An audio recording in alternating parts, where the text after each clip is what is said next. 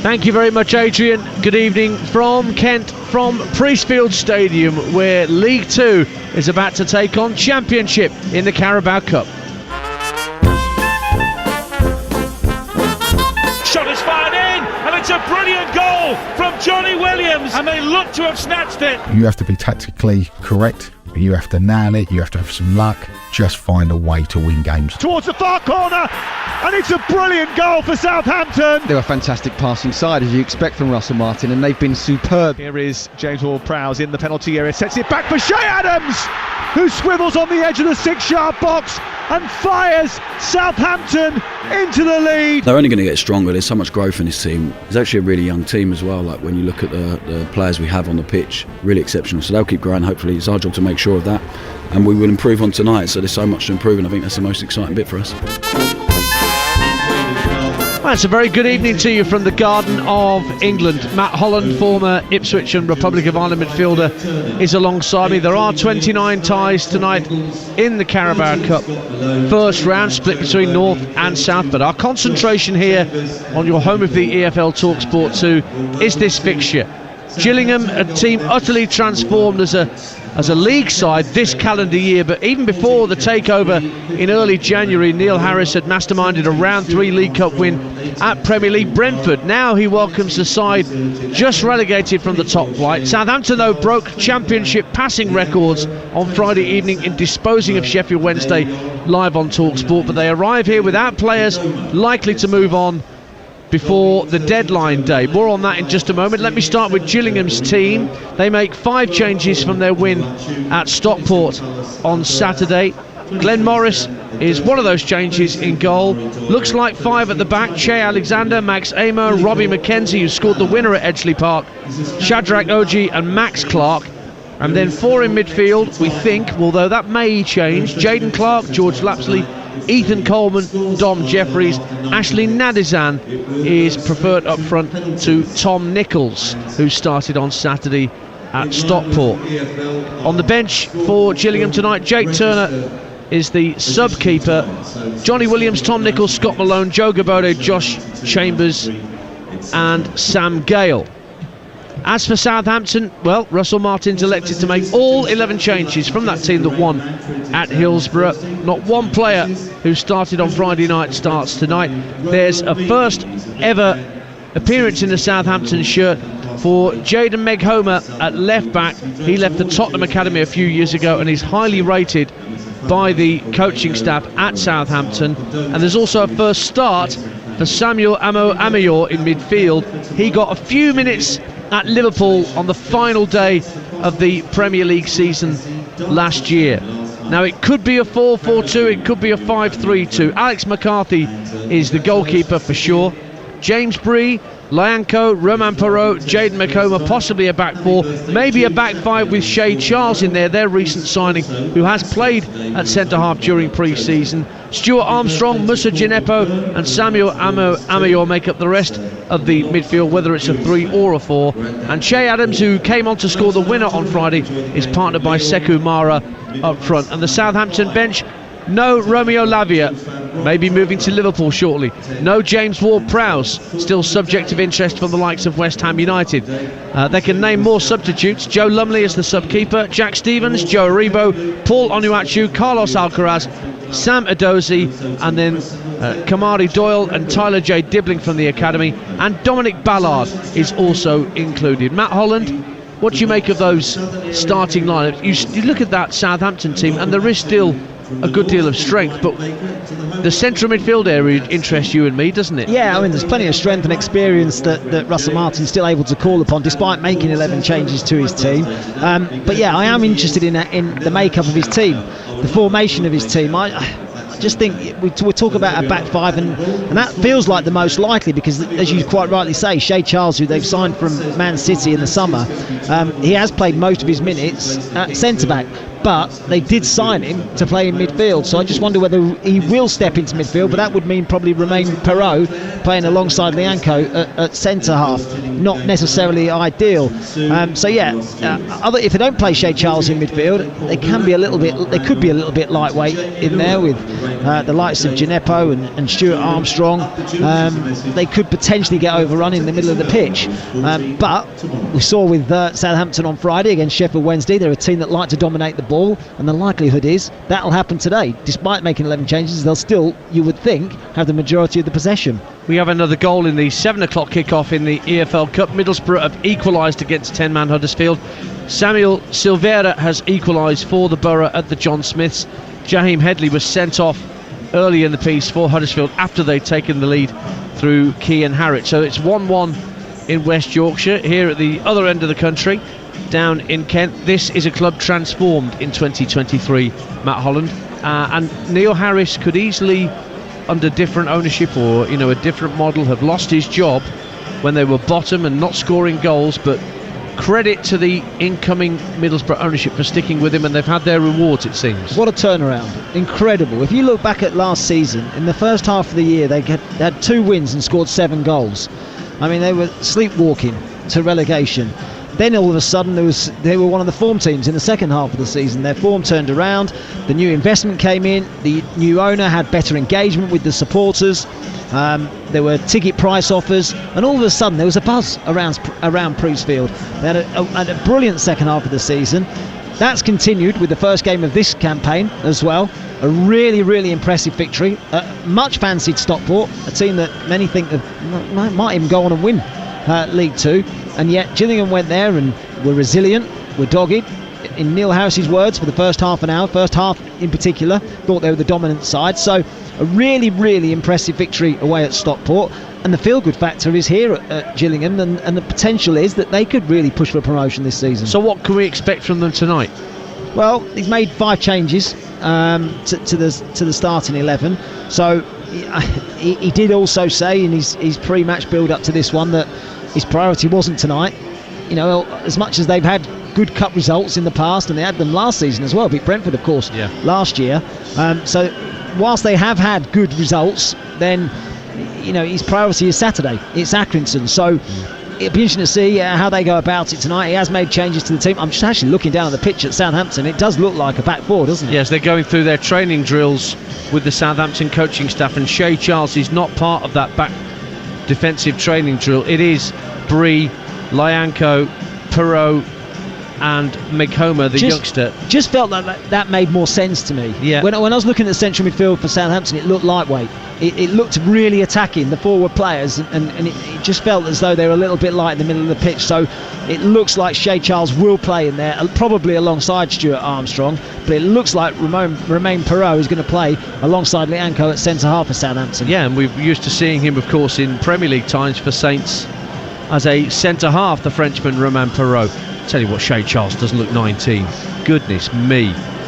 Made a Premier League appearance for Manchester City last season, signed a 4-year contract as a permanent signing at Southampton in the summer. There are 2 likely departures.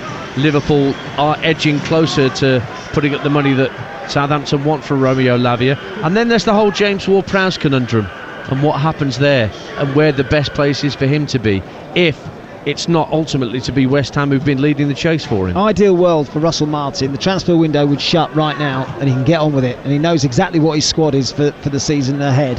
As it is, the likelihood is this isn't going to be his squad, because Lavia, I think, will go to Liverpool. James Ward-Prowse, there's a lot of interest. Tottenham and West Ham have both been talked about as a potential destination for him, and he may well feel that he belongs in the Premier League. He's been there for 11 seasons with Southampton and had some really successful times, even played in Europe with Southampton, so he might feel that the Premier League is where he should be playing his football. So still time in that transfer window for those deals to happen. Livramento's gone today, of course, to Newcastle as well, so players out the door at Southampton. If that's the case, then Russell Martin will probably want to try and reinvest some of that money into his squad. Let's think of a key player from the Gillingham point of view. The Gillingham players are just making their way past us. We're sat at the rear of the main stand, the open-ended Brian Moore stand to our right, where the Saints fans are. Rainham End to our left, and the single-tier Midway stand opposite us. I guess Ashley Nadazan's the interesting one. We were chatting with Adrian Durham earlier on Talksport 2, and he mentioned how well he'd done in a struggling Crawley side last season, and we're sort of wondering what formation the Gills are going to play this evening. Yeah, I think it'll be a back three. I do think it'll be a back five for them. They started with a back four at Stockport, decided to change it in the second half, went to a back five. Looks as though that's going to be the case again today. I don't know. I mean, they might play 5-3-2, I think, possibly. But we'll see. I certainly think it'll be a back three, though. I think that's, as I say, they changed it on Saturday and went to that system, and I think they'll continue with that. Nadesan is an interesting one, pacey forward. He'll try and test them in behind, try and test Southampton in behind, particularly on the turnover. Because Southampton have a lot of the ball, he's got to be ready. That as soon as Gillingham win the ball, can they find him? And can he hold it? And can he spin Southampton as well? Because Southampton can have the ball in Gillingham territory. So they're going to be high up the pitch. That'll leave space for a pacey forward like Nadesan. Remember, Talksport 2 is your home of the Carabao Cup. Along with Talksport, you've got a choice of listening tonight. Over on Talksport, Adrian Durham, he's based at the Lamex, where there's a Hertfordshire derby, Stevenage against Watford. He'll be taking you around the grounds, goals as they go in from all the featured ties tonight.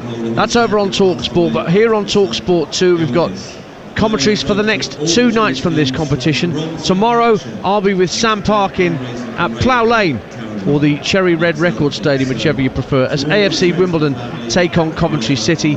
But tonight, it's League 2 against recently relegated Premier League side as Gillingham take on Southampton.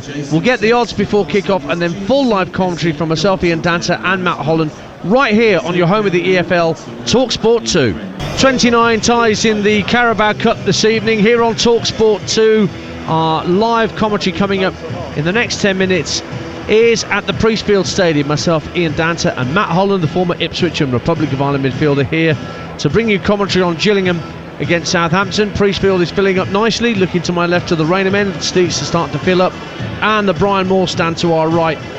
It's still temporary. I think it was temporary when it was built 23 years ago, and they still haven't got round to sorting it out. Maybe, Matt Holland, after all this time, this new ownership might finally put a roof on that stand. Who knows? It's part of the charm of the ground, though, isn't it? I guess so.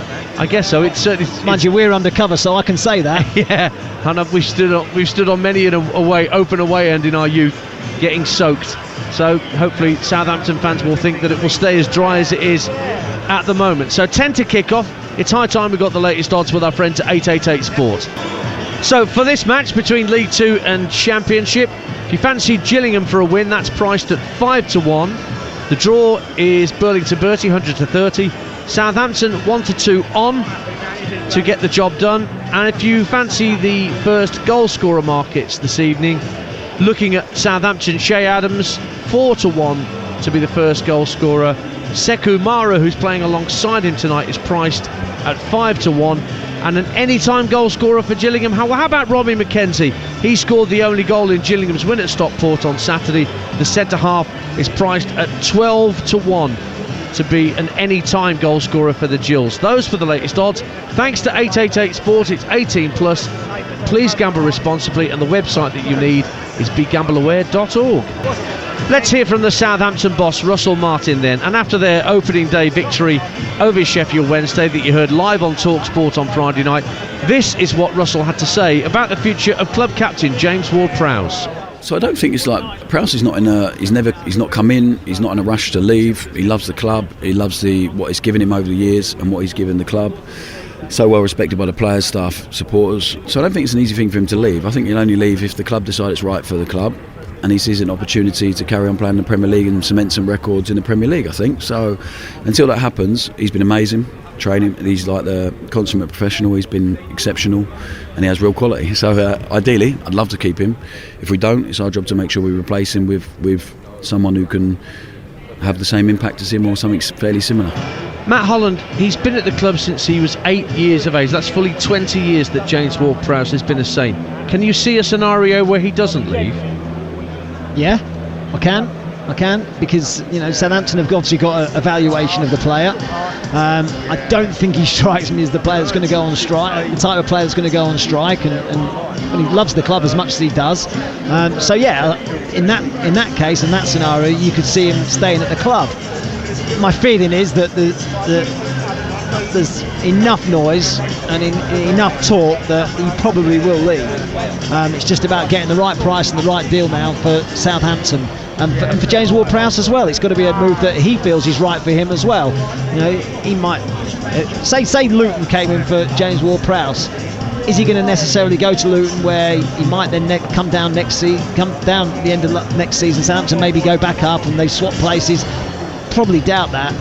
And I think when he was asked at the back end of last season about his favourite seasons at Southampton, he quickly pointed out to the two that he was in Europe.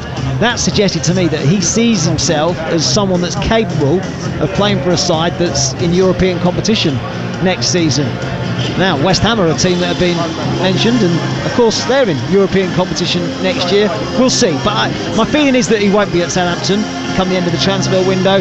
But as I say, he's not the type of character that's going to kick up too much of a fuss. And if he is here, he's at a club that he loves. He's at a club that he's been at for over 20 years, and I don't see that being a problem either. A few games just getting underway in the Carabao Cup. 7:30 kickoffs. There's games at Mansfield, Newport and Swansea that have just started, and we have a goal in the other one, which is at London Road. Peterborough have just taken the lead against the winners of the League Cup back in 1969, Swindon Town. Joel Randall has given Posh the lead at the Western Homes in one of the 7:30 kickoffs, and the only other goals we have for you tonight so far in the Carabao Cup have both come at the John Smiths in the 7 o'clock kickoff.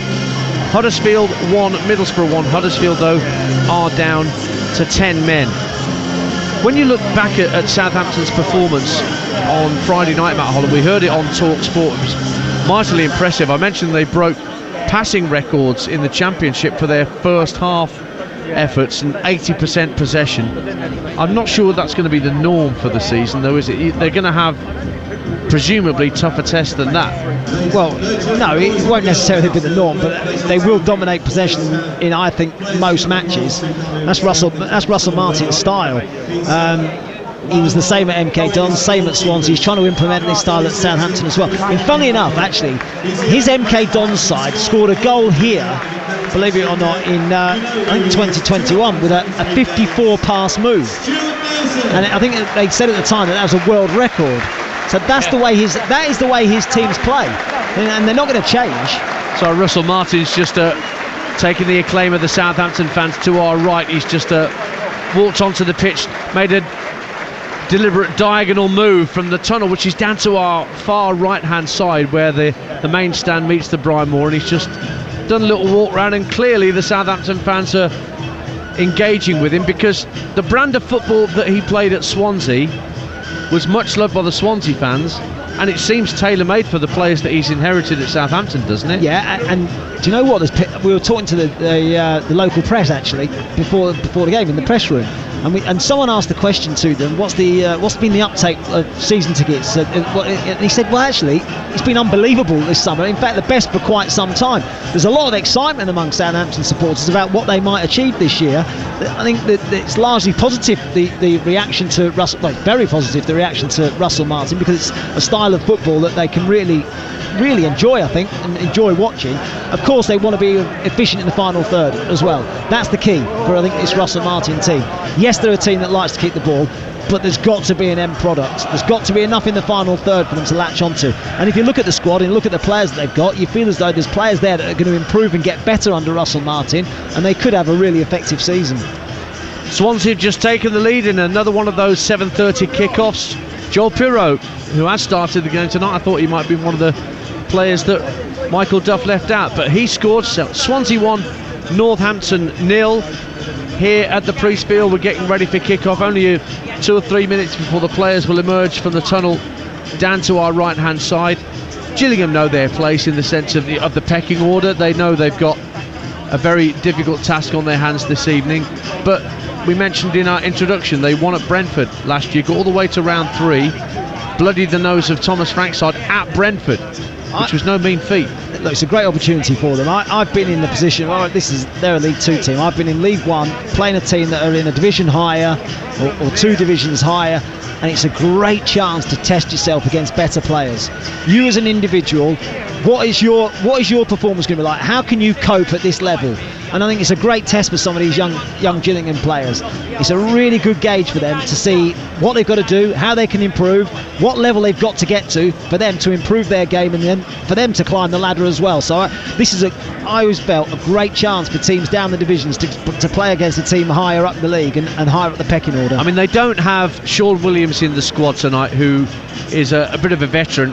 I always loved watching him play at Millwall. I think was a very classy club skipper as well operator, now, isn't he? Operator at the base of midfield. Here come the teams, incidentally, from that corner down to our right hand side. Gillingham in their graded white into blue shirts, white shorts and socks, and you were telling me about the Southampton third kit that they're wearing this evening, Matt Holland, that's based on something to do with the New Forest. It's the New Forest inspired black third kit, and it's making its debut tonight. It's quite smart, isn't it? It is quite smart. Little bit of flecks of yellow on the shoulders, but black shirts with grey shorts, again with flecks of yellow and black socks. Shay Adams, the skipper of Southampton this evening. Max Ehmer, the big German, he skippers Gillingham, and they're just lining up with our referee, Mr. Carl Brook, and his assistants, Stephen Pinson and Sean Farrer, as they line up in front of us. Filling up nicely at the Priestfield, and a very healthy contingent of Southampton fans, not just in the bottom tier of the Brian Moore stand away to our right, but there are a few that are being housed in the Medway stand directly opposite us. But the Rainer men's looking respectably full as well. I don't think they've had problems getting fan engagement here. I think that's one of the hallmarks of this new ownership, Matt. They've really engaged with the community, and I think a few lapsed fans have definitely made their return to this part of Kent. Yeah, I think so. Yeah, social media's been a big part of what the new owners have done, and really tried to engage with the community. And you're right, it's a really healthy crowd. I think Southampton have sold their end out, actually. Yes. So yeah, fantastic atmosphere. Great night for cup football. It's not too hot. We haven't had much of a summer, have we? I mean, we're in August now, isn't it? Over summer. We've got coats on. Wait, what are we going to be wearing in January? My goodness. I would never normally get the slightly thicker pair of socks out of the wardrobe, but I did this morning just in case. And I'm wearing my big boots that I normally save until the clocks go back. What's going on? I've not quite gone down the thermal route, but this is not good. This is not good. Well, if you're wearing thermals, even in August, you've got a problem. But no, thick pair of socks will do me for tonight. You don't want to feel it in your feet more than anywhere else, do you? No, definitely not. Now these players will be running around, they won't get cold feet, none of them. Let's run through the lineups once again. Gillingham against Southampton. Gillingham, Glenn Morris in goal. Looks to be a back five of Che Alexander, Max Ehmer, Robbie McKenzie, Shadrach Oji and Max Clark. There are two Clarks out there for Gillingham. Jaden Clark is the other one in midfield, with George Lapsley, Ethan Coleman, Dom Jeffries and Ashley Nadazan up front. For Southampton, Alex McCarthy in goal. James Bree, Leanco, Roman Perrault and Jada Meg Homer making his first appearance for Southampton at left back. More about him in a moment. Shay Charles recently arrived from Manchester City in midfield, along with Stuart Armstrong, Moussa Gineppo and Samuel Amo Amayor, who's making his first start for Southampton tonight. He got a few brief minutes in the league at Liverpool right at the end of last season in the Premier League. And Shay Adams and Sekou Mara are the front two for the Saints. On the bench for Gillingham, Jake Turner, the sub-keeper, along with Johnny Williams, Tom Nichols, Scott Malone, Joe Gabodic, Josh Chambers and Sam Gale. The Southampton bench: Joe Lumley, Jack Stevens, Joe Aribo, Paul Onuachu, Carlos Alcaraz, Samuel Edozie, Kamari Doyle and Tyler J. Dibbling from the academy, and Dominic Ballard. Southampton naming more substitutes than Gillingham just because they can. I guess the resources just don't stretch that far in this particular part of the world. Right, looks like Gillingham will be kicking off, and they'll be heading towards the Brian Moore stand to our right hand side. Myself and Matt and our producer Declan, we're sat almost right at the back of the main stand here, the two-tier main stand at Priestfield. So the Rainham end, where the most vociferous Gillingham support resides, that's to our immediate left, and our commentary positions just inside the Southampton half of the field, so we're slightly closer to the Brian Moore end than we are to the Rainham. Referee takes one last look around, make sure everybody's in position, and we're about to get underway on Talksport 2, your home of the EFL, your home of the Carabao Cup.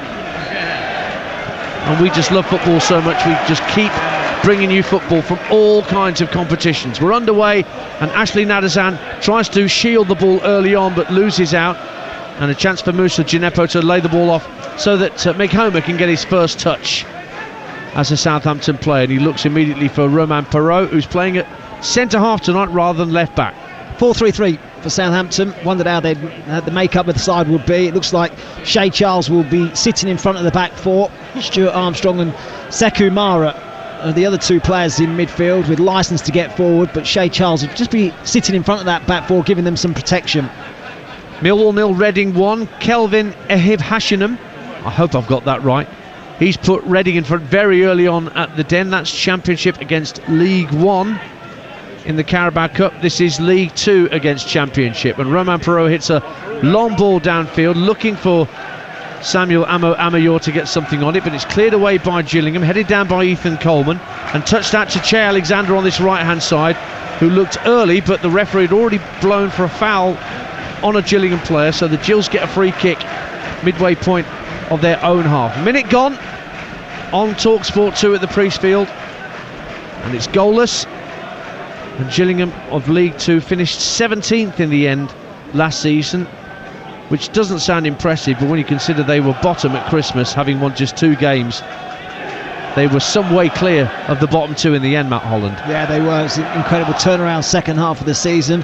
Just looking at how Gillingham are lined up, and we thought they might be a back 5. It doesn't look like that's the case either. It looks like a back 4 for them. It looks like Robbie McKenzie just pushed into midfield alongside Ethan Coleman, and it looks like they're playing a back 4. Well, there was just a moment where Gillingham thought they were away down the left-hand side through Dom Jeffries, but he pushed Lyanco over right in front of the referee, and that was giving us a free kick to Southampton. 3 managers last season for the Saints, from Ralph Hasenhüttl via Nathan Jones to Ruben Selles, who of course is at Reading now, just taken the lead at Millwall, and Russell Martin signing a 3-year deal in the summer to take over. So a free kick in their right back position, level with the edge of their own penalty area, Southampton, and Lyanco drills it into the centre circle, but it's comfortably headed down by Robbie McKenzie. Nadazan lays it off, and now Ethan Coleman has it just over the halfway line for Gillingham, spins away from his opposite number, which is Sekou Mara, and goes back into his own half. And now a chance for Shadrach Oji, who won the title in League 2 with Leyton Orient last season. Good touch in field, picked out Jaden Clark, but he's lost out, and it's back with Sekou Mara, who's dropping quite deep for Southampton in these early stages. Che Adams looks to be on his own up front. Gillingham win it back, and Che Alexander can't bring the ball down as it's fired across from left to right. Southampton throw. 3 gone on Talksport 2, it's 0-0. That's the out ball though for Gillingham. It's the 2 fullbacks. They have to provide the width. Looking at the way they're set up, they're quite narrow. Playing a 4-2-3-1, and the 2 wide players in that 3 are really narrow. So the fullbacks have to get forward when they can. Ethan Coleman wins the ball back for Gillingham. Max Clark, the left back, looking for Nadazan, who heads the ball across the 18-yard line from right to left. Southampton look to get the ball clear. Stuart Armstrong though runs into Jaden Clark, and Gillingham have it back again. Now pressure from George Lapsley on Lyanco, but the big Brazilian centre-half stands up to that. Hull City have taken the lead against Doncaster in one of the 7:45 kickoffs. Oscar Estepinian, who went off like a train with his goals at the start of last season, has the goal for the Tigers. And Fleetwood lead at Port Vale in an all-League 1 tie at Vale Park. Kian Hayes, and it's half-time at the John Smith in the 7 o'clock kickoff. Huddersfield 1, Middlesbrough 1. You're with Talksport 2 in the EFL Cup. 0-0 between Gillingham and Southampton with 4 minutes played here in the southeast. Matt Holland alongside me, Ian Danter for this evening. Good strong run from Robbie McKenzie. Rides 2 challenges and somehow held on to the ball in the centre circle. The fans love that. Yeah, it's a blistering start actually from Gillingham. They've started really quickly. They're not giving Southampton any time on the ball whatsoever. You look back to the first game of the season against Sheffield Wednesday. Sheffield Wednesday sat off them. They allowed Southampton to have easy possession. Gillingham have said, we're not having any of that. We're going to get in your faces. We're going to go man for man. We're going to start quickly, press you quickly, press you hard, and not give you any time on the ball. Oh, and a back pass from Romain Perrault that just went the wrong side of Alex McCarthy's post. He was being pressurised by Jayden Clark. McCarthy was stood to the right-hand side of his goal, and Perrault just had a heart-in-mouth moment, thinking he was going to pass it into his own net, but it went just the other side of the post. Gillingham do have a corner at 0-0. Yeah, lucky boy, and that's a really, really good example of the pressing I've talked about from Gillingham. Pressing high and quick, and Perrault looking to play it back to his goalkeeper. Really fortunate. His goalkeeper made an angle right side of his goal. He went the other way, and it went about, a yard wide of the post? Lucky boy.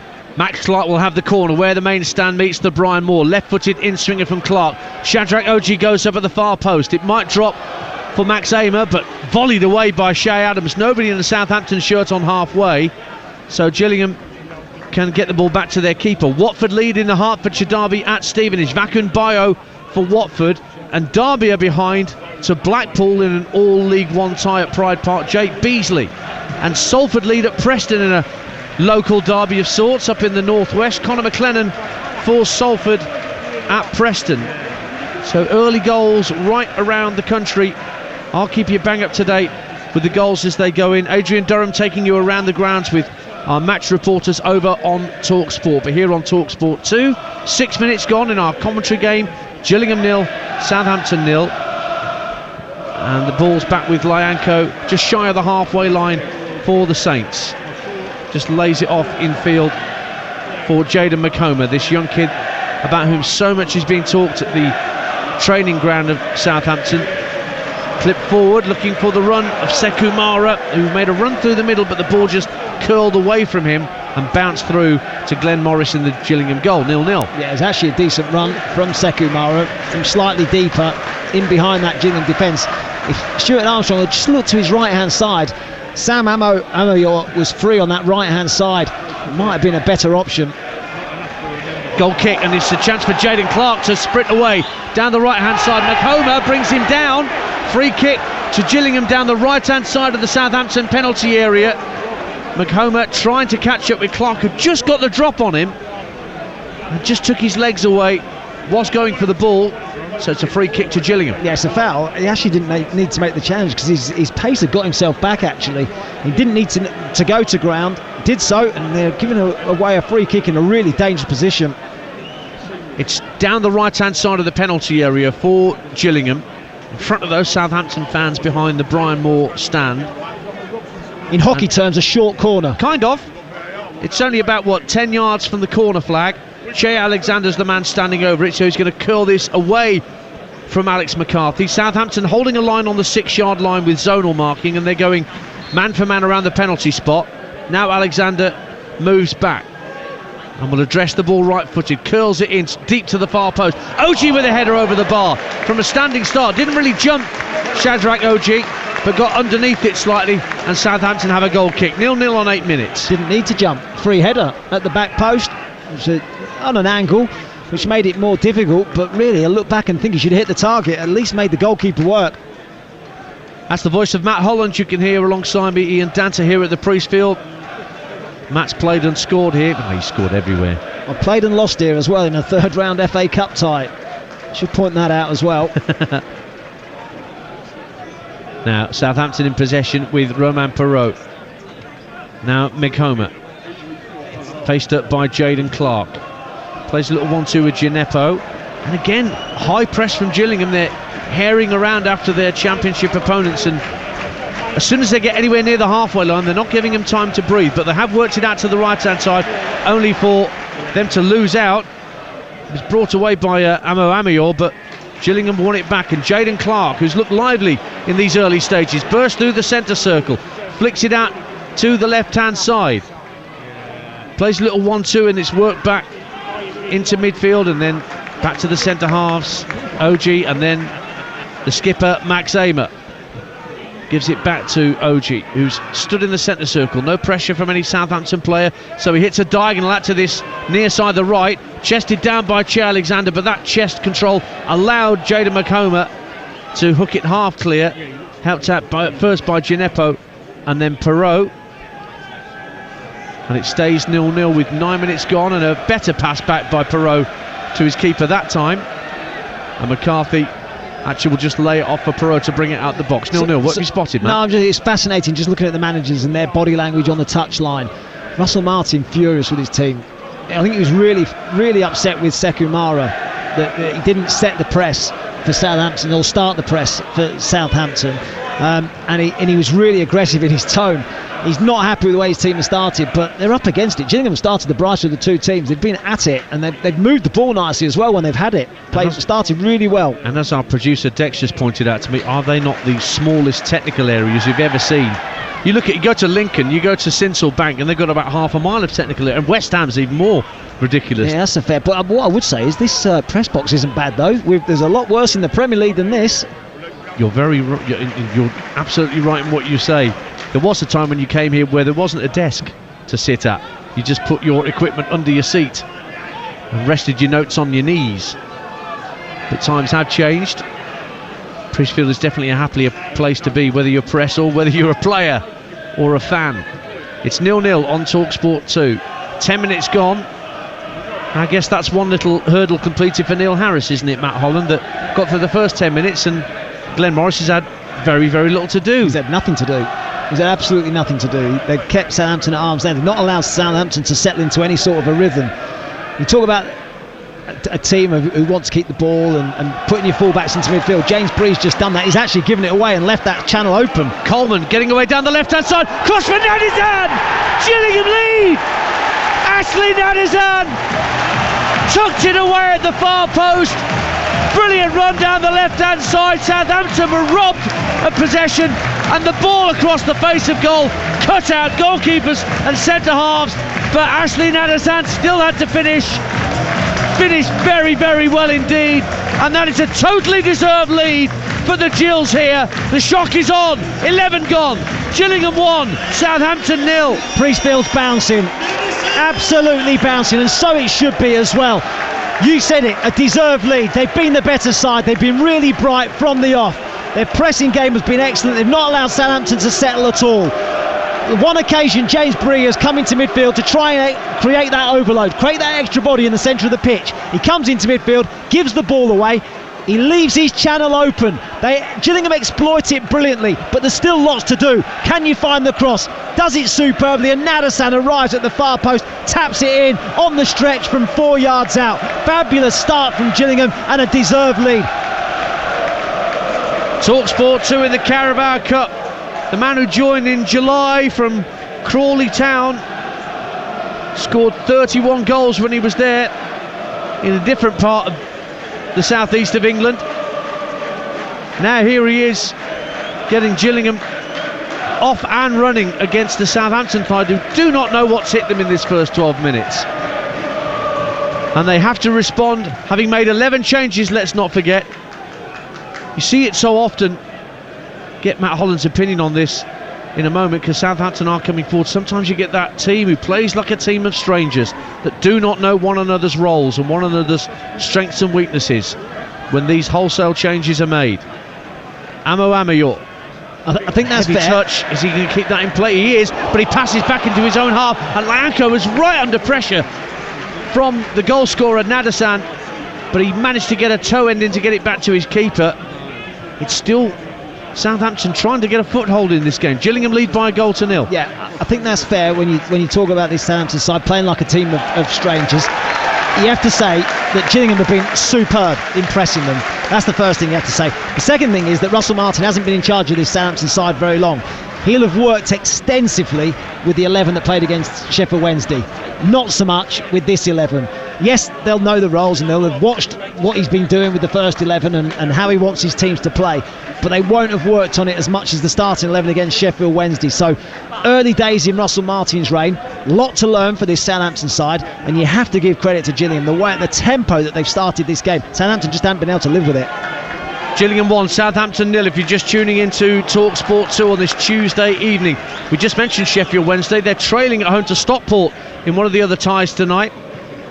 That's Paddy Madden, a real veteran of lower league football at Stockport now. He's given them the lead at Hillsborough. And Exeter 0, Crawley 1. Clady Lolos for the Sussex club, putting them ahead down there in Devon. Southampton hit a long ball downfield, trying to get Gineppo away down the left wing, but the little whir you heard from the Gillingham fans can tell you it drifted out of play harmlessly for a Gillingham throw. I think that's the furthest forward that Southampton have got in conceding that throw. Russell Martin turned away in disgust when he saw that long ball from Lianco. I mean, it's an aimless, hopeful, long diagonal, straight out of play. We've seen his teams, how he wants them to play. Short passes into midfield. He doesn't want his team to play back to front quickly. Gillingham 1, Southampton 0. Maybe Gillingham fans could key 03717 22 3344 into their handsets just to be on the safe side, in case they want to ring Jamie O'Hara and Jason Cundy from 10 o'clock on Talksport and crow about a win over championship opposition. Or maybe Southampton fans want to say something completely the opposite. That's the phone in tonight once all the action is done across our network, with Jamie and Jason on the Sports Bar on Talksport from 10 p.m. Here's Samuel Amo-Ameor making his first start for Southampton tonight. Inside right position, approaching the right-hand corner of the box. Now Southampton have got bodies forward. James Bree elects not to cross. He gives it back to Amo-Ameor, and he moves it in turn infield. Shea Charles, we've not seen much of him so far in central midfield for the Saints, but here he is rolling his foot on the ball to keep it away from Gillingham players, and now he's rolled back to Perrault, who darts over the halfway line, plays a 1-2 with Meg-Homer on this near side. Meg-Homer trying to get away down this near side, the left. He's got Che Alexander backpedaling, good ball into the box. Adams on the turn, shot is blocked by Oji. It's laid off to Amo-Ameor, takes a shot, and Max Clark blocks it behind superbly for a corner kick of the Rainham to Southampton. 1-0 Gillingham. Two really big important blocks from Oji and Clark in the Gillingham defence. Shea Adams did superb. It was actually a fabulous move from Southampton, the best we've seen from them. Eventually finds its way to Adams, who turns quickly. Oji makes a big block, and then Max Clark gets across quickly to make another one, but it is a corner to the Saints, which Bree is going to take where the Rainham end meets the Medway, over to our far left hand side. Bree, right-footed delivery, good pace on the delivery, goes all the way through a crowd of players on the 6-yard box, and Jaden Clark just hits it downfield. Nadesan gives chase, but Alex McCarthy straight out of his penalty area to retrieve it. Goals going in elsewhere. Doncaster equalise at Hull, that's 1-1. George Miller for Donny. Cambridge lead at Sutton United for Jiri Okenabiri, who scored important cup goals for Shrewsbury in the past, has put Cambridge ahead at Gander Green Lane. And Port Vale have equalised at home to Fleetwood, Ethan Chislett making it 1-1 at Vale Park. 17 gone here on Talksport 2. Gillingham 1, Southampton 0. Ashley Nadesan with the early goal for the Gills, and Neil Harris, a very, very happy bunny down beneath us. Yeah, so should be. Fabulous start from his side. You mentioned Shea Charles in commentary, said you haven't seen a great deal of him. It's because they've just really closely marked him. George Lapsley, out of possession, he's just following him everywhere, not allowing him any time, not allowing him any space to get on the ball. Amo-Ameor for Southampton, right hand side, looking to make Max Clark backpedal, comes in field, left footed ball deep to the far post. Meg-Homer keeps it in right on the byline, at least he tried to, but in trying to sort of steer it back across the face of goal, he got it under it slightly and just drifted out of play at the Rainham end for a Gillingham goal kick that Glenn Morris prepares to take. He's in all purple tonight with Alex McCarthy in kind of a pink goalkeeping get-up for Southampton. So 1-0 to the Gills, 18 minutes gone. Neil Harris appointed in January of 2022, and it was only the third time ever that Gillingham had reached the round 4 of this competition when they beat Brentford last year. So no mean feat whilst there was chaos all around him in the league. Walsall lead at Blackburn, that's Championship against League 2, and Oisin McKenty has given Walsall the lead at Ewood Park. Now here's Lianco for Southampton, a goal down to Gillingham, powering through the halfway line. Adams looks early for Moussa Gineppo, down the left hand side of the field for Southampton, a couple of step overs into the box. Adams with his back to goal, trying to set up a teammate. He does set it up, the shot comes in from the edge of the area from Bree, and Gillingham have bodies in the way of the shot, and now Che Alexander darts out towards the corner flag and protects the ball well, so it ends up just being a goal kick in the end. Signs of improvement from Southampton though since going a goal behind. Thumbs up this time from Russell Martin. A few moments ago Lianco played a big hopeful diagonal should I say. It was hopeless, it went out of play, but he was furious. Russell Martin turned away in disgust. This time he beats the press by just dribbling 5-10 yards. 3 or 4 Gillingham players were out the game, and all of a sudden Southampton on the counter. That's more like it. That's more what Russell Martin wants his teams to do. But there's been definite signs of improvement since going a goal behind. Tuesday night on Talksport 2, Ian Dancer and Matt Holland with you with our commentary game here. Gillingham 1, Southampton 0. 20 minutes gone. One of 29 ties in the Carabao Cup tonight, and more tomorrow. Our commentary game will be at Plough Lane, AFC Wimbledon against Coventry City. Again, Adrian Durham will start the show at 6 p.m. and our commentary game starts at 7:45 here on Talksport 2. Sam Parkin will be alongside me, a man with a foot in both camps, played for both clubs. Zach Gilson. You say that quite a bit with Sam Parkin, can't you? Yeah. Played with both clubs. That's true.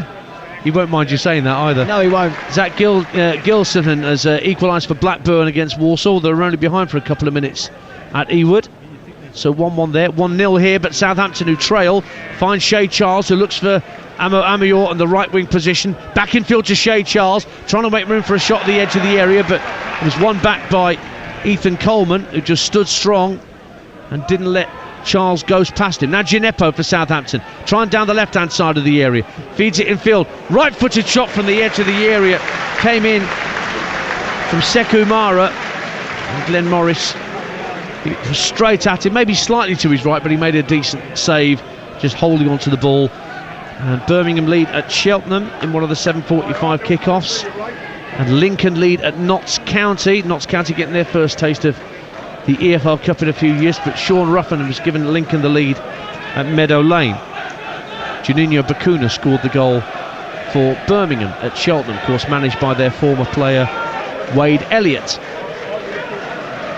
1-0 here to Gillingham, 21 minutes gone on Talksport 2, your home of the EFL and the EFL Cup.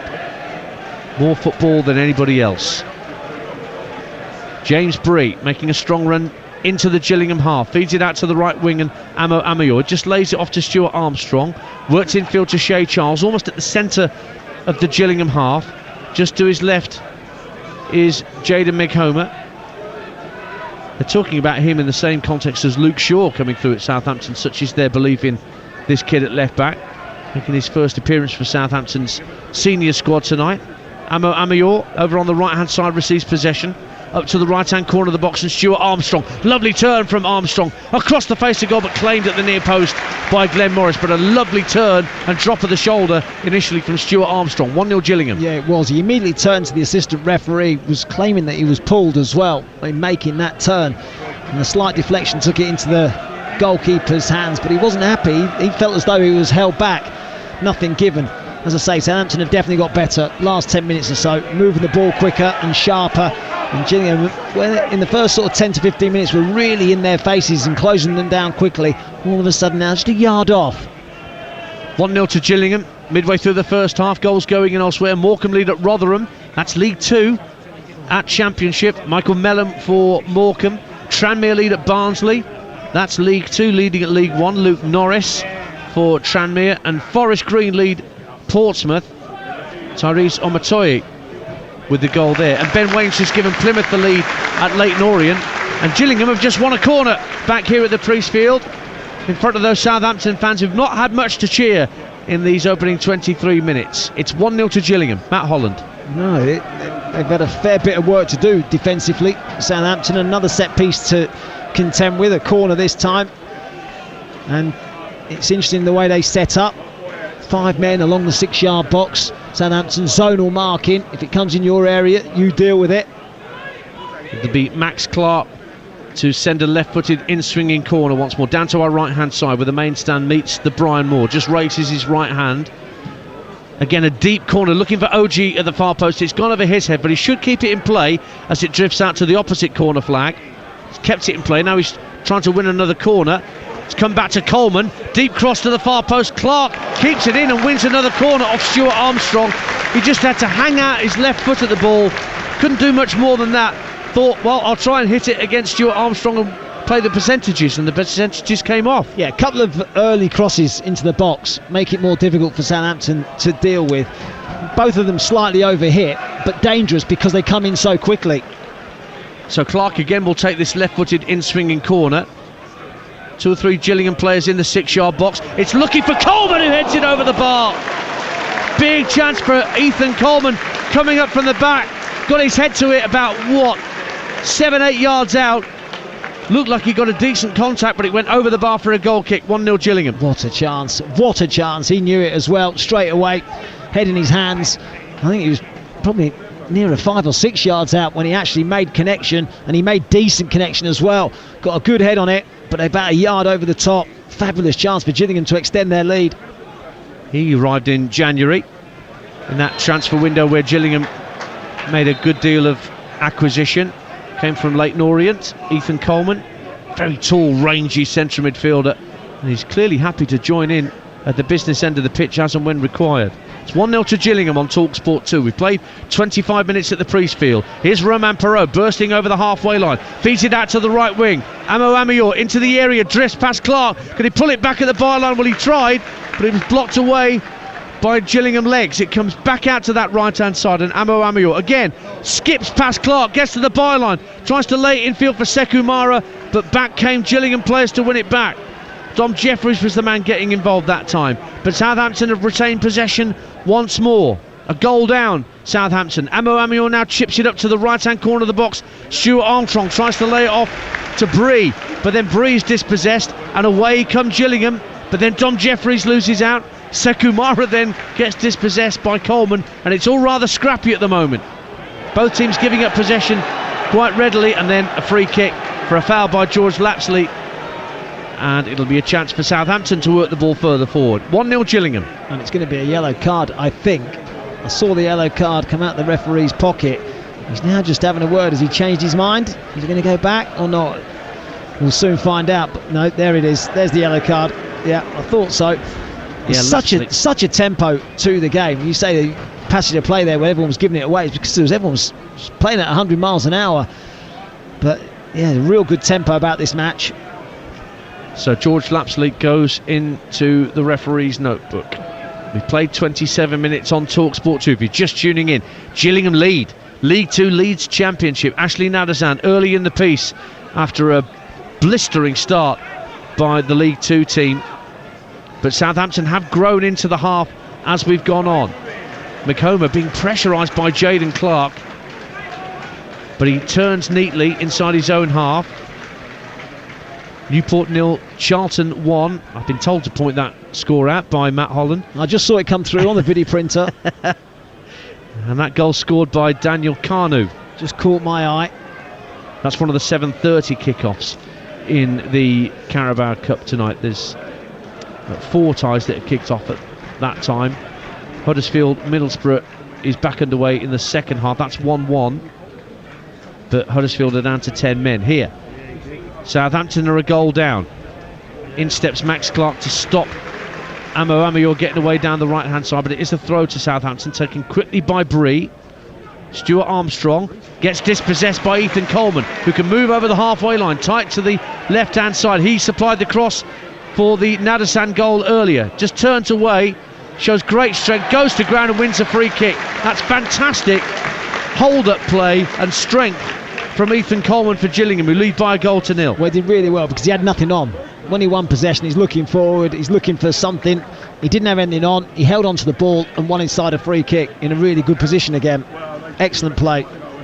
In the old Staffordshire derbies, they used to call it, Stoke lead West Brom by a goal to 0, an own goal by Josh Griffiths.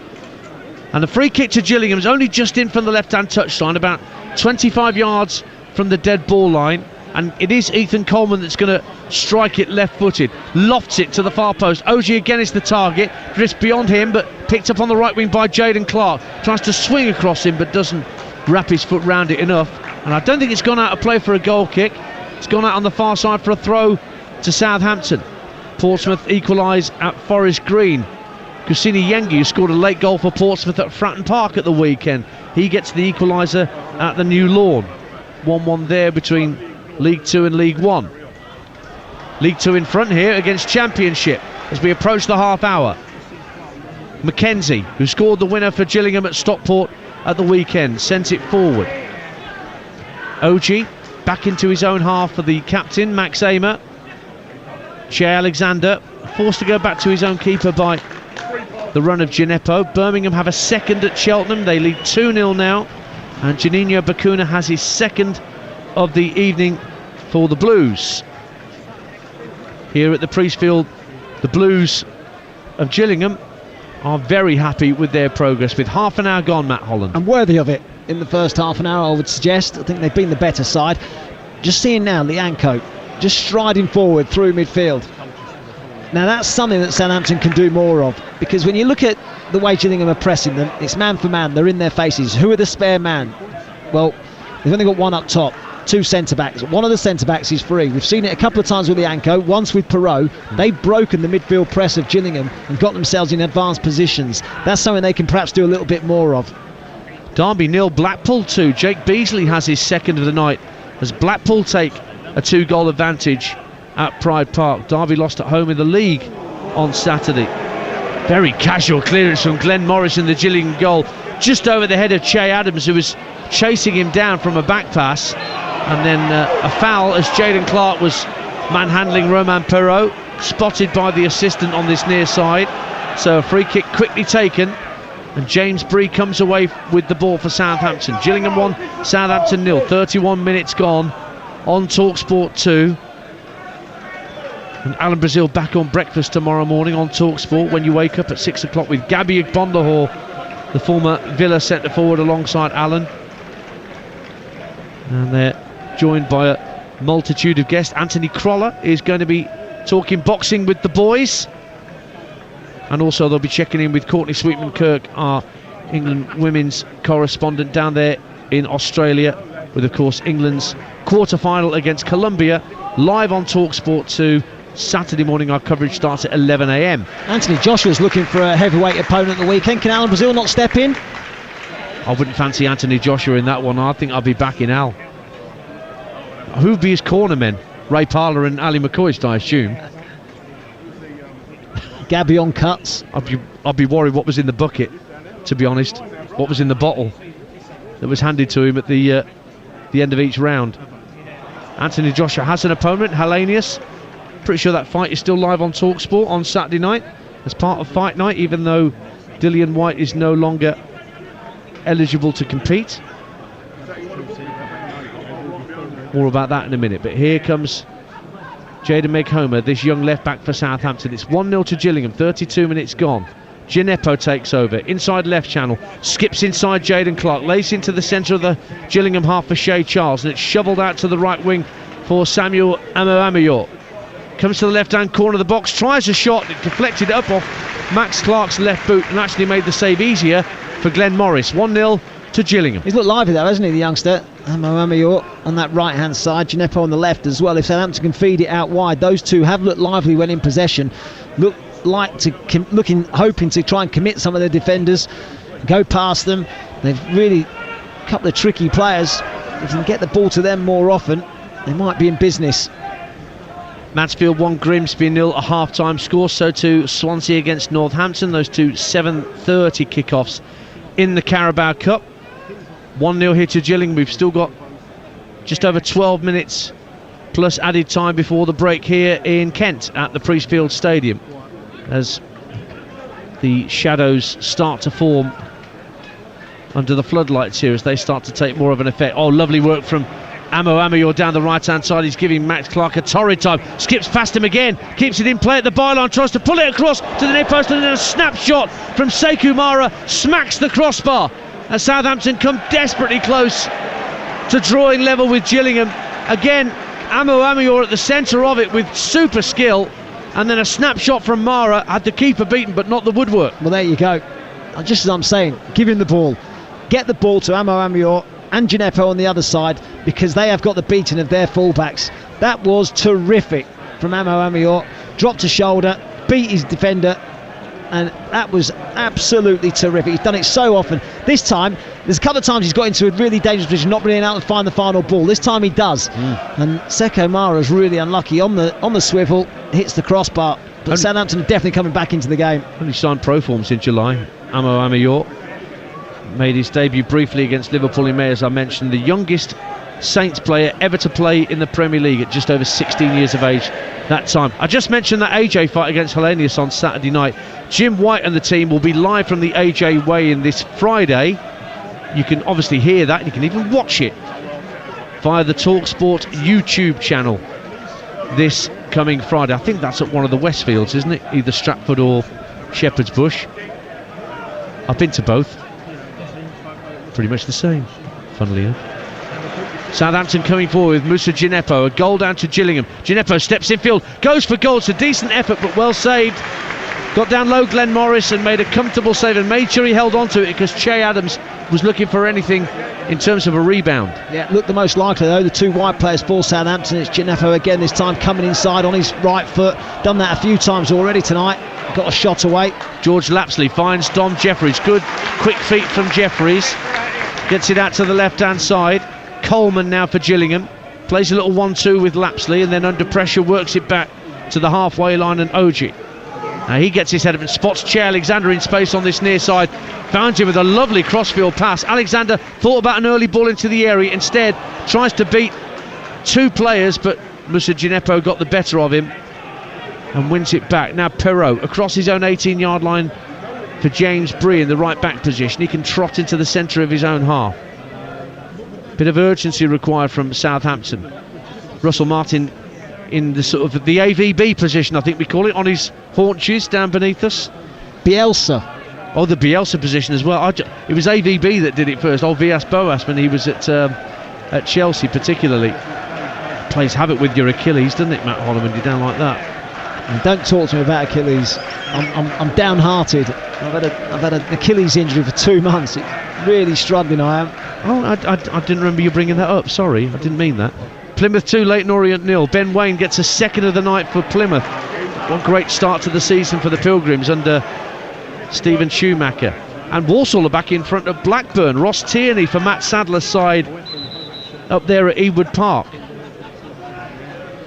And Rotherham have equalised at home to Morecambe. Josh Kayode for the Millers. Now there's a break in play because George Lapsley requires some treatment. Gives the players a chance to come to the near side to us, just down beneath us, Matt Holland, to take on some water and a bit of instruction. We've got 8 minutes to half time. It's Gillingham 1, Southampton 0 on Talksport 2. And Russell Martin just having a chat with these two central midfield players, Shea Charles and Stuart Armstrong, looking to get them on the ball more often. How can they get on the ball more often? Because they've been well marshalled. Gillingham have done a really good job of closing down in the central areas. They're playing quite narrow, Gillingham, 4-2-3-1. Out of possession, they sort of sit back a little bit more, but they've really snapped into challenges in the middle of the pitch, and Southampton haven't had time on it, so he's looking to try and get those two midfield players on it more often. Huddersfield 1, Middlesbrough 2 in that 7 o'clock kickoff, so the second half well underway, and the very talented wing back Isaiah Jones has put Middlesbrough ahead at 10-man Huddersfield. It's nearly 20 years, it will be 20 years next year, since Middlesbrough won the Carabao Cup, with Gareth Southgate and Danny Mills and co lifting the trophy in Cardiff as it was back then. Don't forget Jamie O'Hara and Jason Cundy taking your calls tonight on Talksport at 10 o'clock. After all the action has unfolded, you can have your say on national radio 03717 223344, and you'll hear from all the headline makers. I'll be heading down at the end of full time, hopefully to have a chat with both Neil Harris and Russell Martin, and you will no doubt hear from one of those managers at least, depending on events here during the course of the Sports Bar between 10 and 1 tonight. We're back underway. Coleman, who got injured, is just waiting to be reintroduced by referee Brooke, and Southampton have possession. Whistles going up around the Priestfield as the referee hasn't allowed him back on quite yet. Here comes Southampton with Makoma down the left-hand side of the field, steps into the centre of the half, finds Shea Charles, early ball out to the right-hand side for Amo Amayor. Once again he's faced up by Max Clark, tries to skip inside him, quick feet. Bree has it laid off to him, clips it to the far post, and Morris punches it away from Che Adams. It doesn't go out for a corner, merely goes out for a throw on this near side. 1-0 to Gillingham. Blackburn have equalised for a second time against Walsall. 2-2 Niall Ennis, and Salford 2-0 up at Preston. Conor McLennan for the Ammies. Here's Amo Ameyor again, but this time Max Clark gets his foot in at the right moment, stops Amo Ameyor skipping past him, and hits a long ball downfield, looking for Nadasan, who caught Lyanco. Was that a foul, or was Lyanco caught under the ball and got lucky, Matt Holland? I think it probably was a foul. Referee was on the spot, gave the decision quite quickly. Amo Ameyor is giving Clark all sorts of problems, though, isn't he? He's so dangerous, so difficult to mark. You're never quite sure which way he's going to go. Some players, when you're up against him and you're in a fullback, you know which way they're going to go largely. He's got that ability to go both ways, Amo Ameyor. So dangerous and difficult to defend against. He's clearly predominantly left-footed, playing on the right-hand side for Southampton, which but means not worried about going down the outside. No, indeed. Now Che Alexander bursts forward for Gillingham, right down beneath our commentary position. But again, he's got Gineppo and Makoma for company, and Gineppo wins it back superbly for Southampton. Rolls it into the centre circle. Good skill from Sekumara. Lets the ball run across his body and feeds it out to Amo Ameyor, making strides again down the right-hand side. Runs into Clark, wants a free kick, and the referee says nothing doing. And he did just run into Max Clark. 1-0 Gillingham. Yeah, he didn't do a lot wrong there, did he, Max Clark? Just held his ground. Decent defending the last two times he's faced up. Wasn't deliberate obstruction, was it? 5 to half-time. Gillingham 1, Southampton 0 in the Carabao Cup. Ashley Nadazan with the early finish after an opening 10 minutes where Gillingham were completely on top. Southampton have made a better fist of it since then. However, Glenn Morris has had a couple of relatively long-range efforts to save, and Sekumara has hit the crossbar. Southampton have tried to respond. Can they get back level before the referee sends them in at the break? It's on halfway with Lyanco for Southampton at the moment. Attacking the Raynham end. Long ball over the top, looking for Shea Adams. Brings it down. He was onside, but the touch took the ball away from him. Picked up instead by Sekumara. Tries to drive on the volley. Teed himself up at the edge of the area, but Glenn Morris watched it go wide, watched it all the way, and knew where his posts were. Goal kick Gillingham. They still lead Southampton 1-0. Well, we haven't got the benefit of replays in front of us. It looked as though he might well have been offside, Shea Adams. Well, I mean, no VAR, so even if the goal had been scored, it wouldn't have been brought back. It was a decent opportunity in the end, with play being allowed to continue. His first touch seemed a decent one as well on the stretch, but couldn't quite gather it at the second attempt. Charles wins a header from the Gillingham goal kick for Southampton, but it drifts out of play for a Gillingham throw, about 15 yards from the halfway line. Che Alexander being told to get on with it by the referee.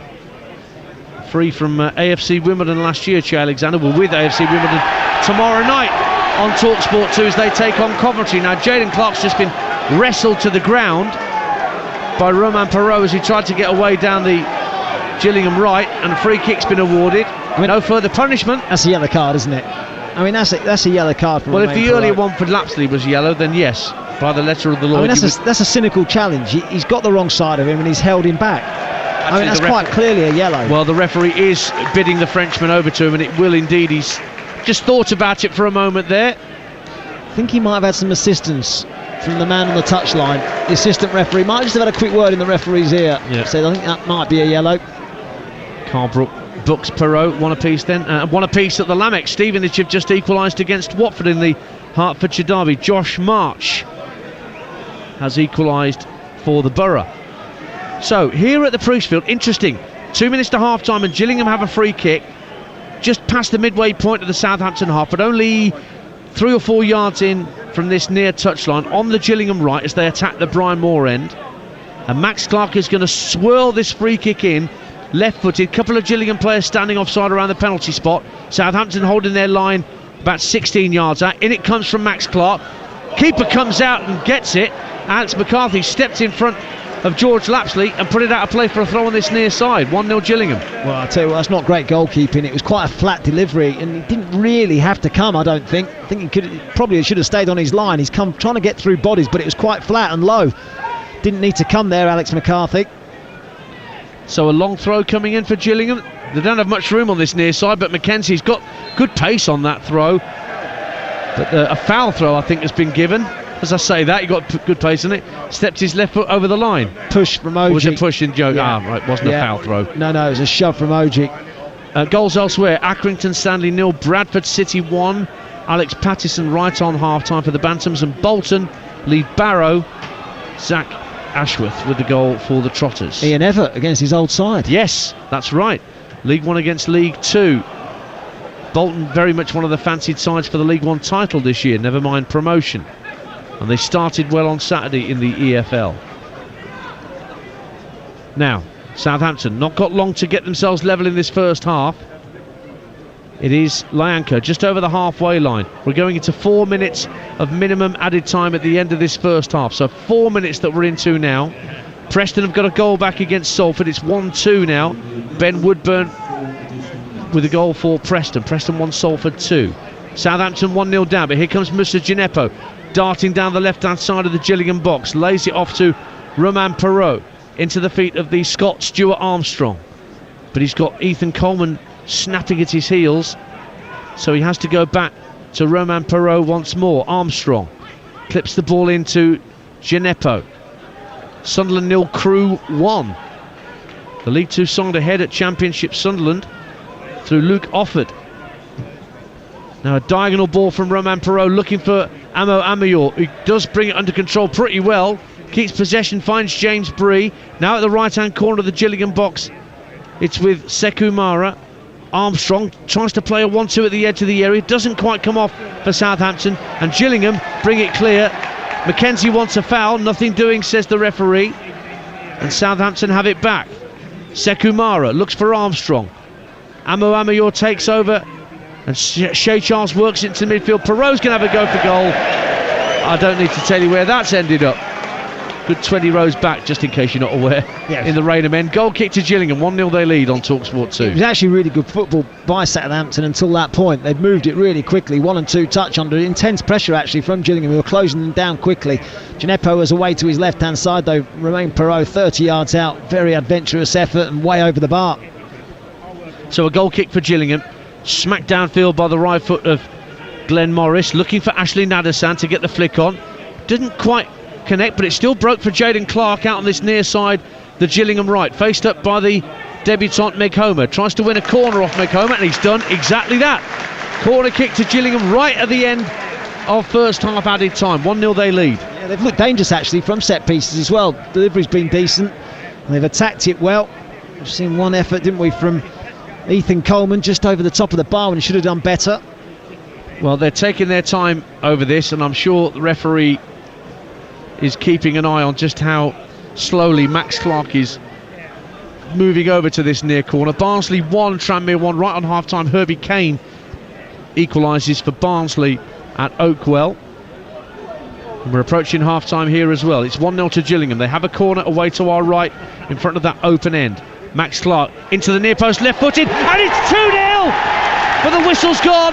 Robbie McKenzie thought he'd scored 2 goals in 2 games, but again the referee has spotted a push, and it stays 1-0 to Gillingham. Well, we've said how dangerous they are from set pieces. Wonderful delivery, a decent header as well. I'd love to see it back and tell you exactly where the push came from. Difficult to tell.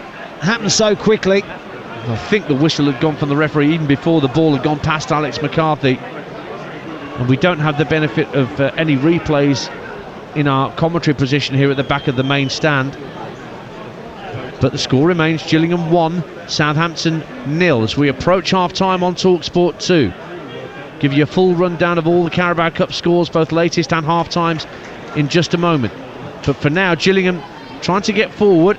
Long ball downfield for Lyanco to try and deal with. Ashley Nadesan straight onto him, and now Lapsley trying to knee the ball into his own possession and burst downfield.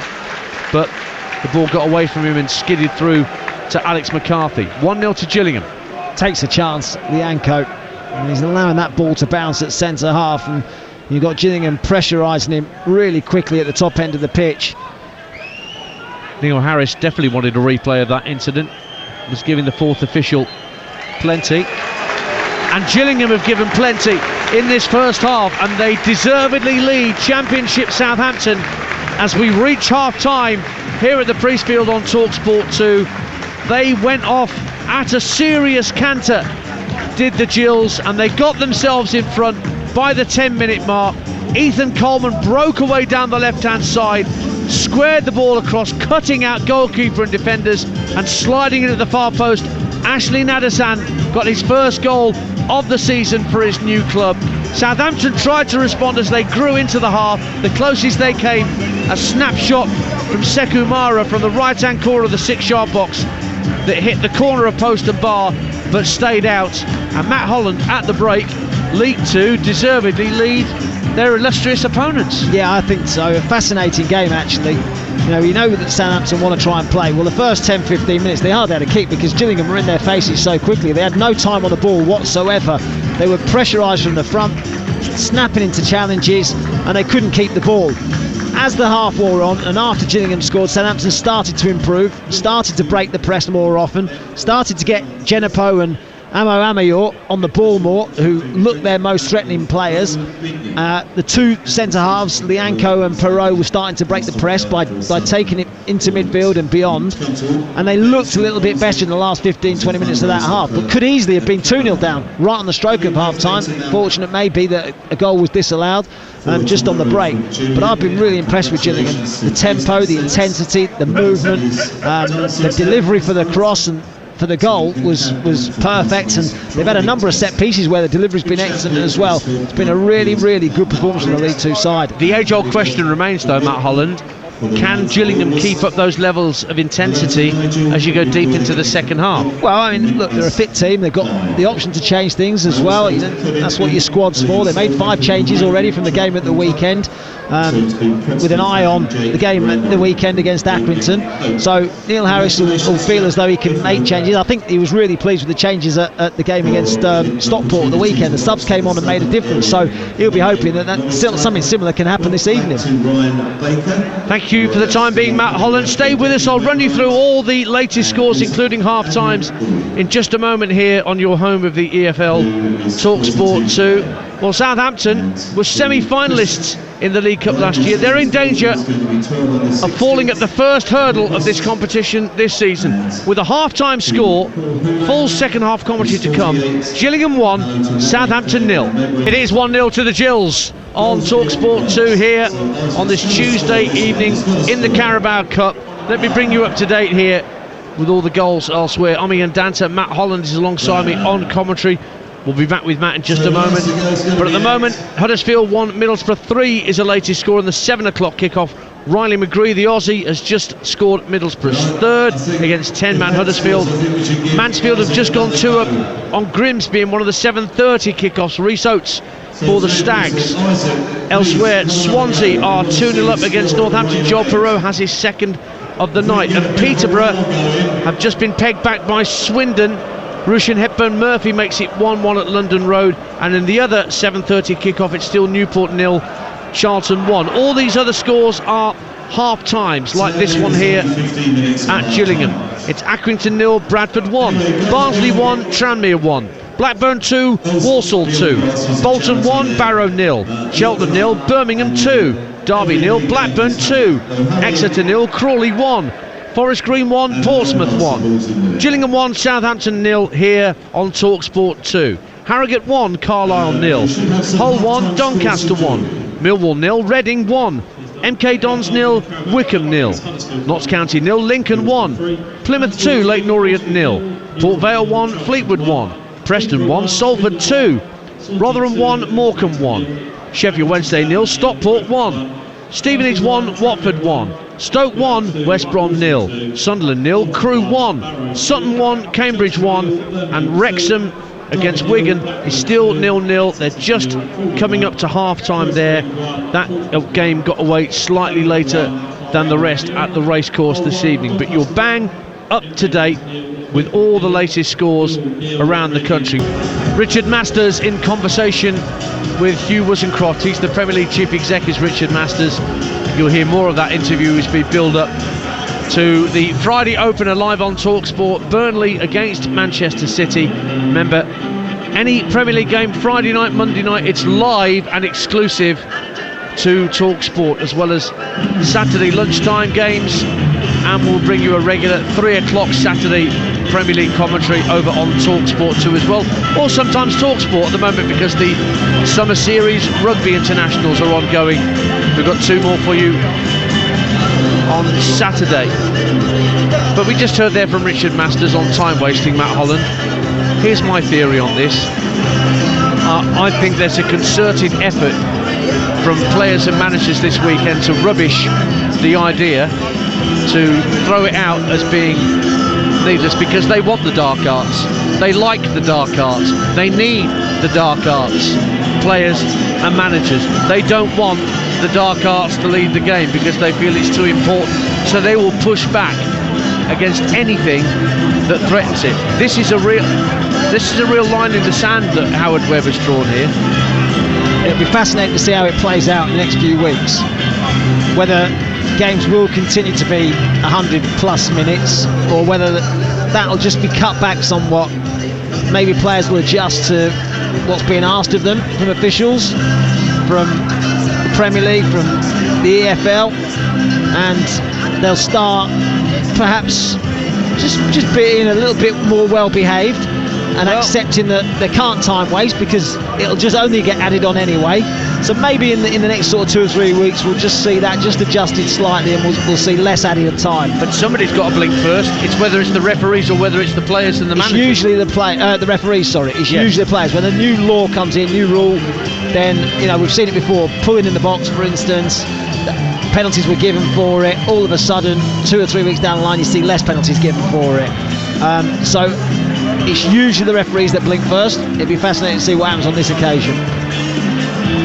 Well, the Southampton players have just emerged from the tunnel down to our right-hand side just to do a few shuttle runs from the cones that have been set up by the coaching staff in that corner. I can't see, well, there might be a change or two. What's it, 8? I think there might be a couple of changes here in the break for Southampton, Matt Holland, because I can only see 8 outfield players along with Alex McCarthy. 1, 2, 3, 4, 5, 6, 7, 8. Yeah, so there may be a couple of changes coming up here. He may have seen enough from certain players. Oh no, Amayor's just coming out, so he's not one of the changes. So there may just be 1 change instead. And yet, Joe Aribo is coming on. So too is Kamari Doyle from the academy. So 2 changes from Southampton before we've even kicked off at the start of the second period, Matt Holland. I'm not surprised. There was a fair few periods in that first half where Russell Martin was just not happy with what he was seeing. And if you're not going to adhere to what he's asking for you, then this is a message, isn't it, to his players. It was a disappointing first half performance from them, and he's decided to make a change to try and just give them a little bit of a kick up the backside, really, and give them a little message to say what we saw in that first half wasn't acceptable. We need to do better. Sent them out quite early as well, because the Gillingham players have yet to emerge. Seko Mara's one of them. I said in the first half that he wasn't happy with his pressing. He wasn't happy that he wasn't closing down quick enough in midfield when Gillingham had the ball. It looks as though Joe Aribo will take his place in the middle of midfield. That looks like one of the changes. Well, Kamari Doyle is a midfielder. He's been with Southampton since he was 7 years Stuart of age. Armstrong as well, isn't it? I think it's Stuart Armstrong and Sekou Mara. The 2 midfield players that are ahead of Shea Charles. They had no control in there whatsoever. I said they got run over in there. Gillingham were much sharper, so I can totally understand why Russell Martin's decided to make those changes. Well, we'll wait for that to be officially confirmed when the 4th official holds up the board. I can tell you they've reached half-time at the racecourse. Wrexham 0, Wigan Athletic 0. I must check to see whether James McLean's playing in that game. His first game for Wrexham would be against his old club if that was the case. The club he's just moved from. Love how football throws up those stories just when you least expect it. Fleetwood Town are in front at Port Vale. It was 1-1 at half-time, but Ryan Graydon, wonder whether he's related to Ray Graydon, the famous Villa player who won a League Cup with Aston Villa back in, let me get the year right, 1976. I think, don't worry, Matt Holland, you were too young. And then he went on to manage Walsall with great distinction. That probably means he's not a relative, Ryan Graydon, but he scored anyway for Fleetwood. And those changes are confirmed. So on goes Kamari Doyle. He has played some Premier League football for Southampton at Brighton at the tail end of last year. Aribo, a good deal more experienced, of course, Matt, as a player. Joined Rangers, emerged at your old club, Charlton Athletic, where he first made his name. So he's on in midfield, so too is Doyle. And Southampton in their third kit, the black shirts with the grey shorts and black socks, kicking towards their fans in the Brian Moore end away to our right in this second half. We're underway on Talksport 2 with the second period. Gillingham, remember, 1-0 up at the break, courtesy of Ashley Nadasan's goal after around 10 minutes here in Kent. And Russell Martin has elected to make 2 switches. No changes for Gillingham at the break.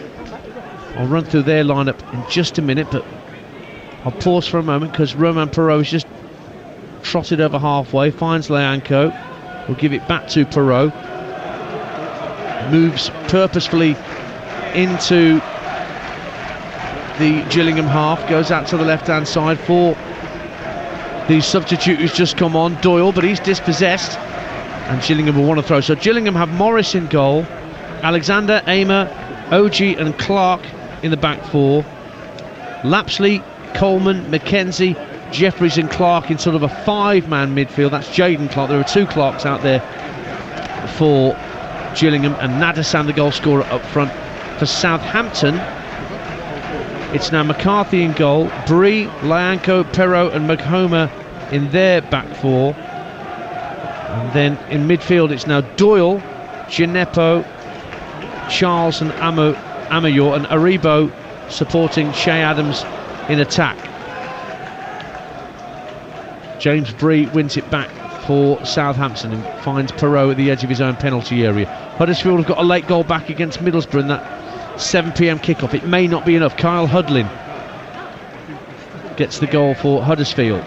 2-3 the score there.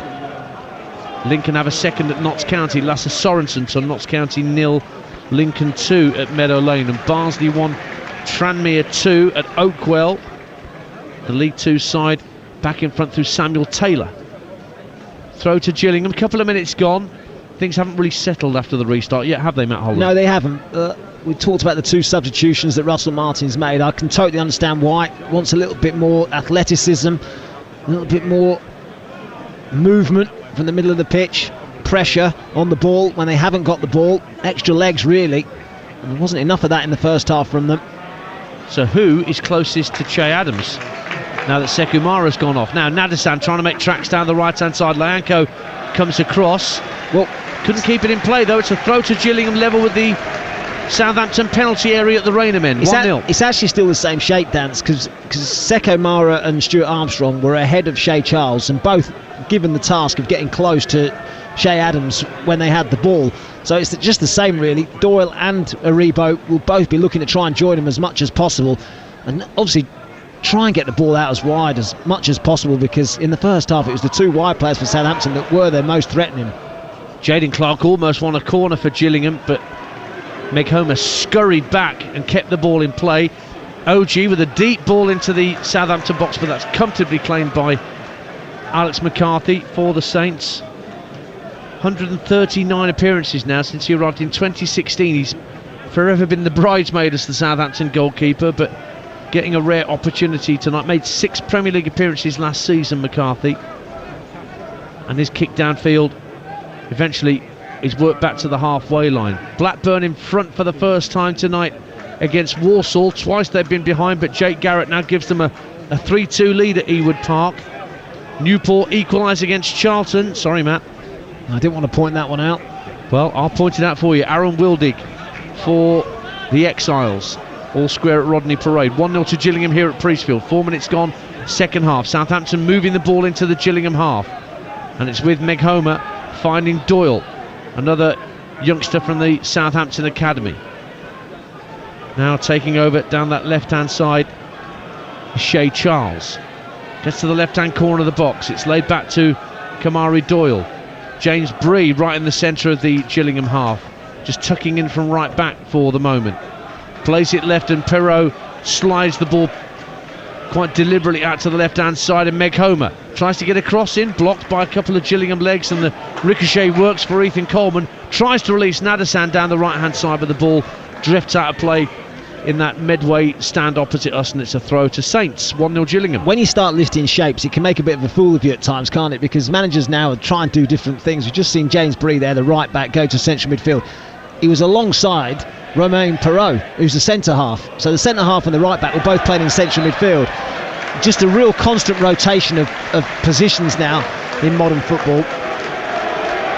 Ashley Nadasan's just won a free kick. He just got to the ball marginally ahead of Lianco, who took him down. It wasn't a reckless challenge, just slightly late. Nadasan picks himself up, and it will be a free kick then to Gillingham. Not quite at the midway point of the half, almost, but it's to the right of centre, with Gillingham attacking the Rainer men to our left in this second period. 5 minutes gone to the second half. They lead Southampton by 1-0. League Two, a goal up on Championship here in the Carabao Cup, first round. Gillingham, remember, made round 4 last year, and they beat Brentford on the way on penalties. They're leading Southampton here.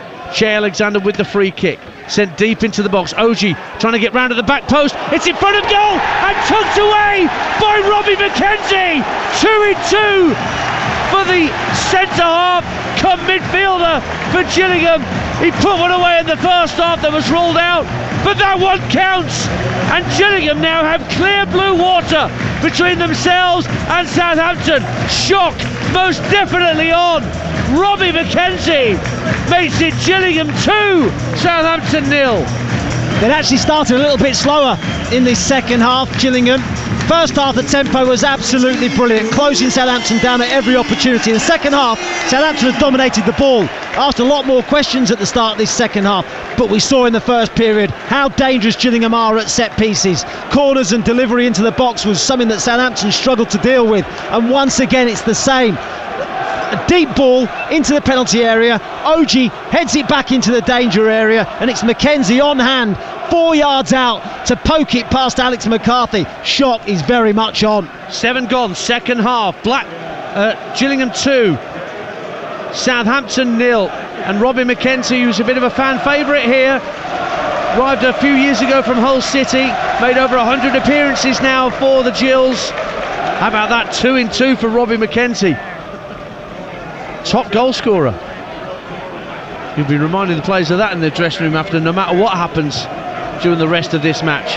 And Southampton have got to get a grip here, because that, in many senses, Matt Holland, has been coming in the sense that Shadrach Oji has been pulling away to the back post for crosses from the right hand side all night, and he's not been followed more often than not. They've won first contacts from delivery into the box more often than not. Oji, yes, of a few occasions. We saw Ethan Coleman head over the top of the crossbar as well in that first half. The delivery's been good. It's been flat, it's been pacey, but the defending from Southampton has been poor. Oji, as you quite rightly say, every time has pulled to the back post into space, and this time his header counted because it got into the danger area, and McKenzie was on hand to poke it home from a few yards out. The noise has gone up a notch, hasn't it, inside Priestfield. They sense that they're going to knock out Championship opposition.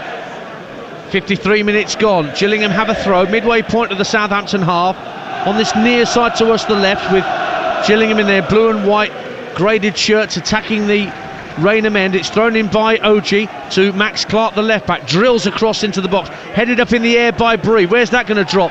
Up went Aymer trying to get something on it, but wasn't strong enough, oddly enough, the big German central defender. But Gineppo gives the ball away, and here's Oji down the left hand side of the box, goes down under pressure. Good challenge from Bree. He's got his socks rolled down. Steve Claridge started to his ankles as Shadrach Oji, and now there's a free kick, as there was a challenge on Amo Adeor, and it's a free kick to Southampton, who've got work to do and then some here, as they've travelled from the south coast to the southeast and find themselves 2 goals down with just coming up to 10 minutes gone in the second half. Matt Holland. Yeah, I mean, it's a great atmosphere now inside Priestfield, but Southampton need a reaction Doyle down the left-hand side of the box. Makoma tries to put it across the face of goal, and it goes behind, but the offside flag's gone up. Flag's up. Flag was up very early. I couldn't see the flag for your iPad. Sorry. I'm making an excuse there. Should have been leaning over a bit more. It's 2-0 to Gillingham. You're listening to Talksport 2, home of the Carabao Cup. We've got more commentary for you tomorrow night. Would there be a shock at Plough Lane? AFC Wimbledon against Coventry City is our commentary game. Remember, Adrian Durham's on air from 6 o'clock on these midweek nights of domestic action. 6 o'clock start here on Talksport 2, and then myself and Sam Parkin will bring you the whole game from Plough Lane live on Talksport 2, whilst again on Talksport they'll take you around the grounds in the other League Cup ties tomorrow night, as they're going around the grounds tonight with Adrian at the Lamex at the moment, where it is still Stevenage 1, Watford 1. Just looking at the bench, and Alcaraz ready to come on. Russell Martin bringing on perhaps his best player, I think. I think he's a player that's really talented, a real creative force from central midfield, and it looks like he's ready. He's the cavalry. Meanwhile, Kamarador puts the ball into the box. It just drifted away from Che Adams, and now Nadasan scrapping for possession with Lianco. Looked like he dragged him back, but that's good, strong defending from Lianco in the end. It worries me, Lianco. He gives you a chance. If you're a centre forward, you chase down everything because you know there's a rick in there. Now here's down the left-hand side. Amo Amayor gets to the right-hand corner of the penalty area. Bree takes over, still level with the Gillingham penalty area. Southampton fans behind that goal to our right, waiting for Glenn Morris to be severely tested in this second half. Perrault in the centre of the pitch. Adam tried to backheel to get Gineppo into the game, but away comes Dom Jeffries and releases Ashley Nadasan down the Gillingham left. Slides it further forward because Dom Jeffries has continued his run, and he wins a corner off James Bree, and Gillingham have got their tails up here. They lead 2-0 on Talksport 2. Yeah, after a slow start to the second half, that goal has rejuvenated them. Having doubled their lead, all of a sudden now they've found that extra energy. What a break that was. They moved it really nicely. Nadasan's a handful, really pacey centre forward. He runs the channels superbly. He found the space again. So a corner kick that Che Alexander spotted down where the Rainer men meets the main stand here at the Priestfield. Just down to our left. Be a right-footed in-swinging corner. Only one Gillingham player in the 6-yard box. As it comes deep to the far post, Oji goes up, drops at the edge of the area. Dom Jeffries on the half volley. It's blocked by a Southampton boot. Add to Alexander on the left. Flying clearance from Joe Aribo, I think, to get it out of harm's way for Southampton. And eventually the Saints win the throw on this near side. 2-0 Gillingham. It might have been Lianco, actually. Almost an overhead kick, wasn't it, to make the clearance. But once again, delivery into the box, causing Southampton issues. Looks like a yellow card for Jeffries as well. Yep, kicking the ball away, I think, or preventing the free kick or the throw-in from being taken. Meanwhile, the aforementioned Carlos Alcaraz has come on for Romain Perrault. That's a very attacking substitution from Russell Martin. He's taken off one of his centre-halves and brought on an attacking midfielder. Well, that means surely Shea Charles goes to centre-back, doesn't it? That's where he's played his majority of his minutes in pre-season. It looks like that's the case. Yep. Looks like Shea Charles is going to go alongside Lianco at centre-back now. Well spotted, Matt Holland, who's alongside me, Ian Danta, here tonight at Priestfield. Incidentally, we did say before kick-off, my producer Declan's reminded me, and Will, our producer back at base, that we did tip Robbie McKenzie up as a 12-1 anytime goal scorer with 888 Sport this evening. So if you did have 50p on that, good on you. Remember? Did you? I did not. I did not have the time. Gamble responsibly, please. 18 plus. BeGambleAware.org, as always, for all the best info you need about how to gamble responsibly. 2-0 to Gillingham. Jaden Clark making tracks into the area down the left-hand side. Just couldn't quite keep the ball under control, but he still managed to find Jeffries on this near side, but he runs into Amo Amayor. Well, that's given away. Jaden Clark again has possession down the left-hand side, pulls it back to around the penalty spot, but Ethan Coleman couldn't get a touch, and Southampton desperately get it clear. Still 2-0 Gillingham. Honestly, the energy out of possession from Gillingham has been sensational. Absolutely sensational. Here they say try and win the ball back within the first 5 seconds of giving it away, They have done that so well. Every time Southampton have got the ball, there's 3 or 4 Gillingham players sniffing around them, trying to win the ball back quickly. Kamari Doyle this time, who was trying to dribble on the edge of his box, was closed down, had the ball nicked off him, and Gillingham are on the attack again. Long throw to come in from this near side from Shadrach Oji. Into around the left-hand corner of the box. It's headed out to the edge of the area by Southampton. Shay Adams loses out to Max Clark, but then in steps James Breed just to thump it downfield. Anywhere will do for Southampton, just to get it out of harm's way. Back with Glenn Morris, the Gillingham keeper. Long ball downfield, and Breed this time can cushion the header back to his goalkeeper. An hour gone on Talksport 2, your home of the EFL in the Carabao Cup. And in our commentary game here, the shock is half an hour away from happening. Gillingham 2, Southampton 0. Alcaraz gets his first touch since coming on as a Southampton substitute, being hassled and harried by Ethan Coleman, who just gets a toe in and stops it. Oh, there's a bit of a shoving match between the two of them, and Alcaraz is saying to Coleman, "You had a chunk of my shirt, mate." No, I think he said, "Do you want my shirt?" I think that's what he said. If you want my shirt, have it after the game. Something tells me you've said that to an opponent. No, I'm not like that, Dance. You know that. Well, I'm better than that. And just a word between the two of them. That's good refereeing from Carl Brookie. He's done well actually tonight, referee. He's dealt well with those situations. He's given himself thinking time. So quickly taken free kick. Kamari Doyle, one of the Southampton substitutes, plays the ball out to this near side, and Joe Aribo, who'll just leave it for Amo Amayor, this young fleet-footed right-hand sided midfielder for Southampton, who had a lot of joy in the first half. But the task for Southampton now is get the ball into the box and try and force the issue here, because they're going out of the first hurdle, last year's semi-finalists. Gineppo, left-hand corner of the Gillingham box. Too many touches and a long ball trying to get Nadisan away, but Shea Charles and Lianco are there, but Lianco goes to ground. Oh, he's been fouled, says the referee. Nadisan thought he'd won the ball cleanly off the big Brazilian, but the referee said foul, and Matt Holland's sagely nodding his head to my right. I think it probably was a foul, yeah. He gave him a nudge in the back, but again, Lianco just takes an age over doing it. Just get on the ball and deal with it. Give it back to your goalkeeper quickly, because he gives you a chance, and Nadisan's going to chase down everything. Amayor just tries an effort. Ambitious it was, from 35 yards out to the right hand side, and it sailed over the crossbar. Gillingham fans, do you believe? Do you want to ring Jamie O'Hara and Jason Cundy and sing about your team's performance here tonight? 2-0 up on recently Premier League and relegated Southampton. 03717 22 33 44 is the number to ring to get in touch with the Sports Bar on Talksport tonight from 10 o'clock, once all the Carabao Cup action is finished. And there's 29 ties tonight, so there's more than enough supporters to go around to make their point about their club, including you Gills fans and you Southampton fans listening to this live commentary. 03717 22 33 44.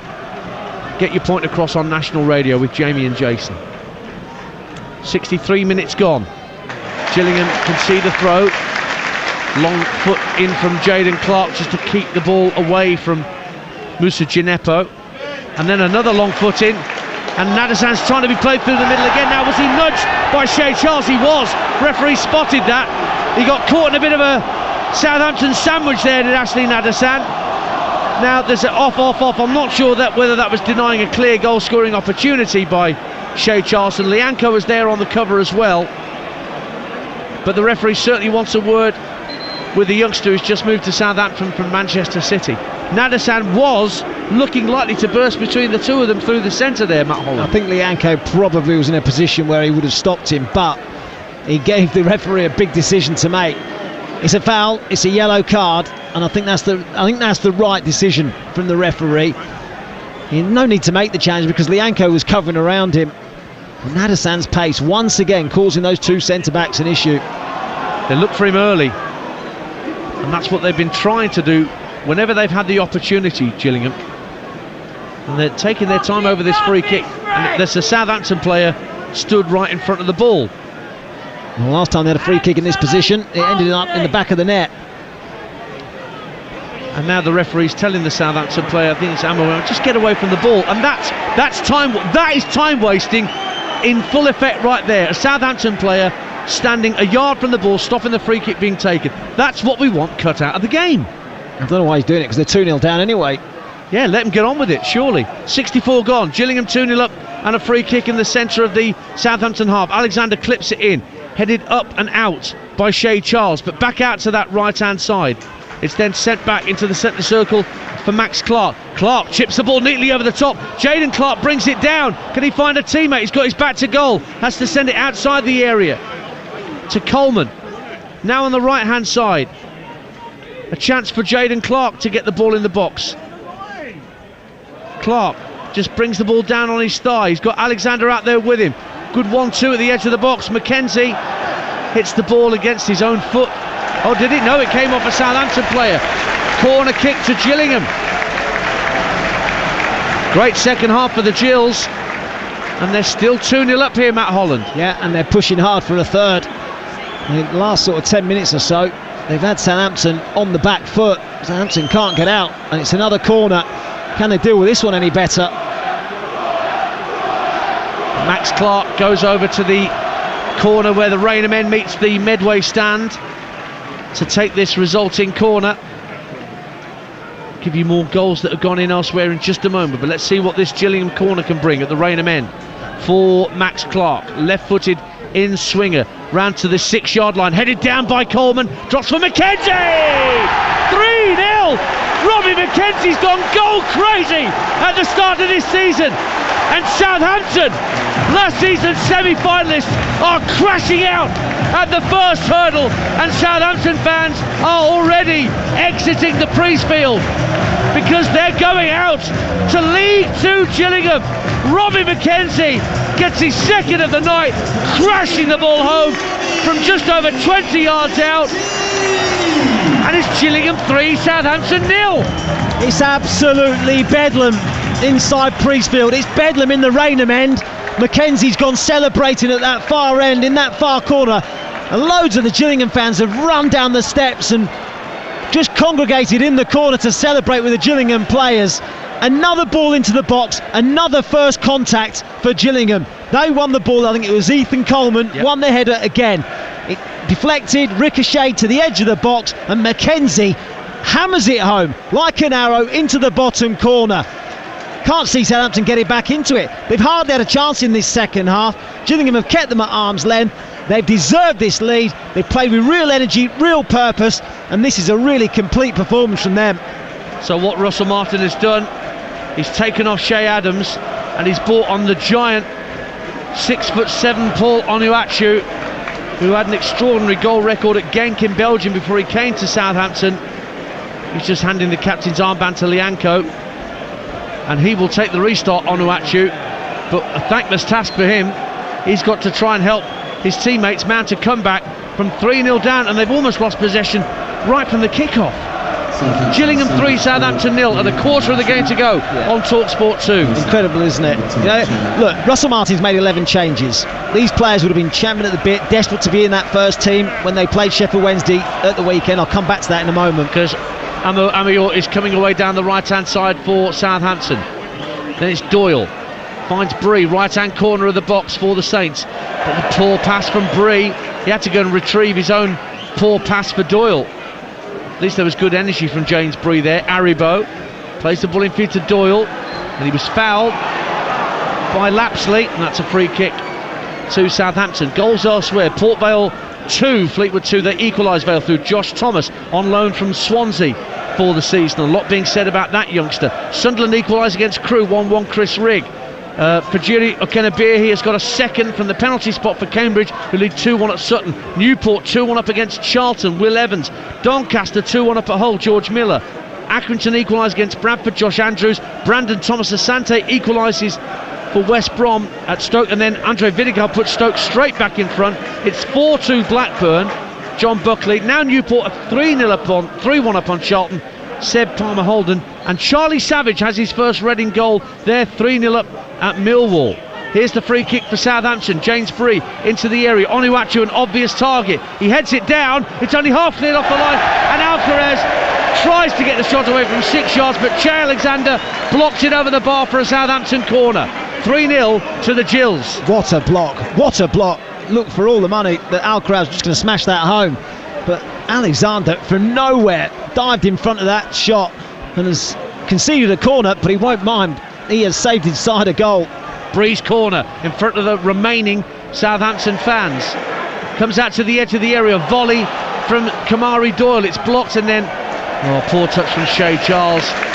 Trampoline in his boot, and it went out for a Gillingham goal kick. We've got just over 20 minutes to see out what looks an unassailable scoreline on Talksport 2. Yeah. It's 3-0 to the League 2 team. I was making the point about Southampton now. He made 11 changes, Russell Martin, and these players tonight would have been hoping that they were in the starting 11 against Sheffield Wednesday. More often than not, they're not in the team because they're not quite at the level. And we've seen tonight that this 11 isn't quite at the level. They've nowhere near been good enough against a really hungry, energetic Gillingham team. They can't knock on the door, knock on Russell Martin's door tomorrow and say, I should be in the team for the game against Norwich at the weekend, because not any of them have done themselves any justice. Well, the applause you can hear whilst Matt's been speaking about the Southampton problem are for a triple substitution. Scott Malone, Tom Nichols and Johnny Williams have all come on. And Ashley Nadasan, who scored the first goal, has gone off. So too has Dom Jeffries. Just looking to see who the third player is that's gone off. I think it was George Lapsley. Well, he was on a yellow card, so I guess that's a sensible move from his part. Give you some breaking news on Talksport in just a moment in terms of managerial change before a ball has even been kicked. The ball's been won back by Southampton deep in their own half.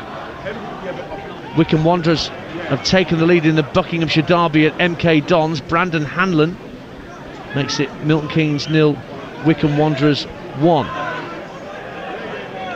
Aribo for Southampton, 3-0 down and going out of the EFL Cup with barely a whimper. One back by the recently introduced Scott Malone, and now Tom Nichols on for Nadasan, gets his first involvement. Chest it down on halfway, feeds it in to Ethan Coleman. Good ball from Coleman. Jaden Clark trying to burst through the middle, gets to the edge of the area, running across the 18-yard line, tees up Nichols. Nichols thought about a shot, but instead floated it out to the right-hand side for Che Alexander. They're all over Southampton here, and eventually the ball's won back by Alcaraz, who can bring it forward. Gets to the halfway line, slips it in field to Kamari Doyle. Amo Amayor is making a run down the right-hand side. He's fed now. Gets to the right-hand corner of the box. Again, he's got Clark backpedaling. Tries the cross, and it's blocked at the second attempt. And away come Gillingham with the ball. And it's fed up to Tom Nichols. And he can't hold on to the ball. Lianco, who's got the captain's armband for Southampton, wins it back. Poor touch from Onuachu. He had Oji at his back, and Ethan Coleman picking up the pieces for the second ball. And then down goes Johnny Williams. No foul, says the referee. Johnny Esther, they used to call him when he was at Swindon Town and various other clubs, the Welsh international. I had to look up his age, actually, Matt Holland. I thought he must be, I'm thinking he must be over 30 or something, or whatever he may be. But he's only 29, Johnny Williams. He looks older than me. I'm doing him a disservice. Not because of the way he looks, just because I think he's been around forever. Ball clipped down the left-hand side of the box, but it's going to be claimed by Glenn Morris. Let me give you this breaking news.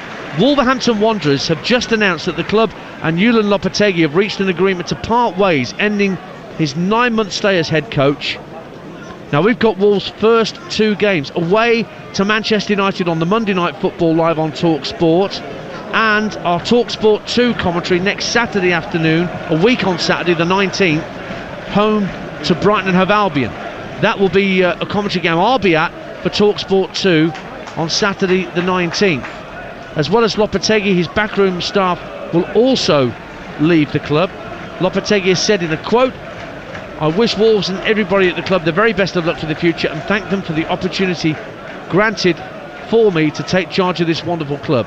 And our chief football correspondent Alex Crook was saying just the other day that Gary O'Neill was the firm favourite, was Lopetegui to walk away, and that appears to be most definitely the line coming out of Wolverhampton Wanderers this evening, according to Alex Crook, that Gary O'Neill is a firm favourite to be the new manager. Your thoughts quickly on that, Matt Holland, before we get back to the commentary? Well, my thoughts are that Wolves have been so quiet in the transfer market, and Lopetegui has clearly been very unhappy with that.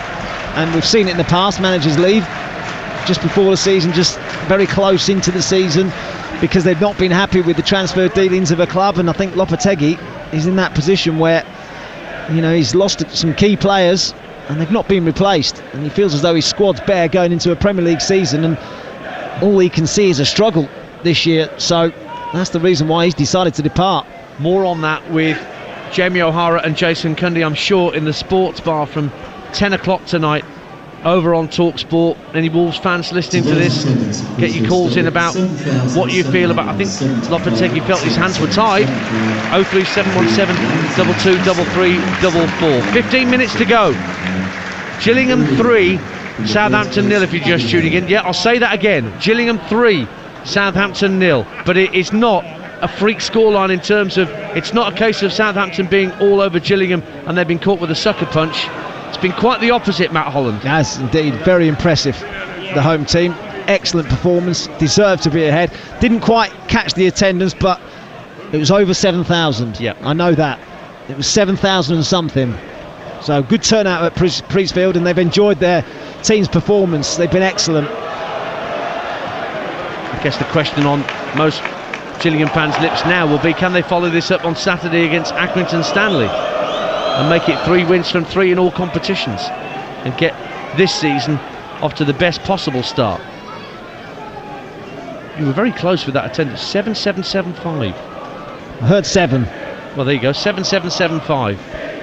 Producer Dex just told me, and 1,775 of those have come from Southampton, but a good number of those have already got back in the coaches or their cars to head back. So if I do the maths, that's exactly 6,000 Gillingham fans. Yeah, how about that? Your maths is not let you down. We'll get you on darts commentary yet, Matt Holland. Honestly, you're that good at subtraction. Meanwhile, James Breed just taken a chunk. Perhaps I'll get Rachel Riley's job. It's not beyond you. There you go.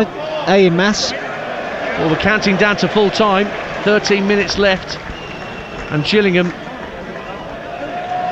Well, yellow card for Lianco.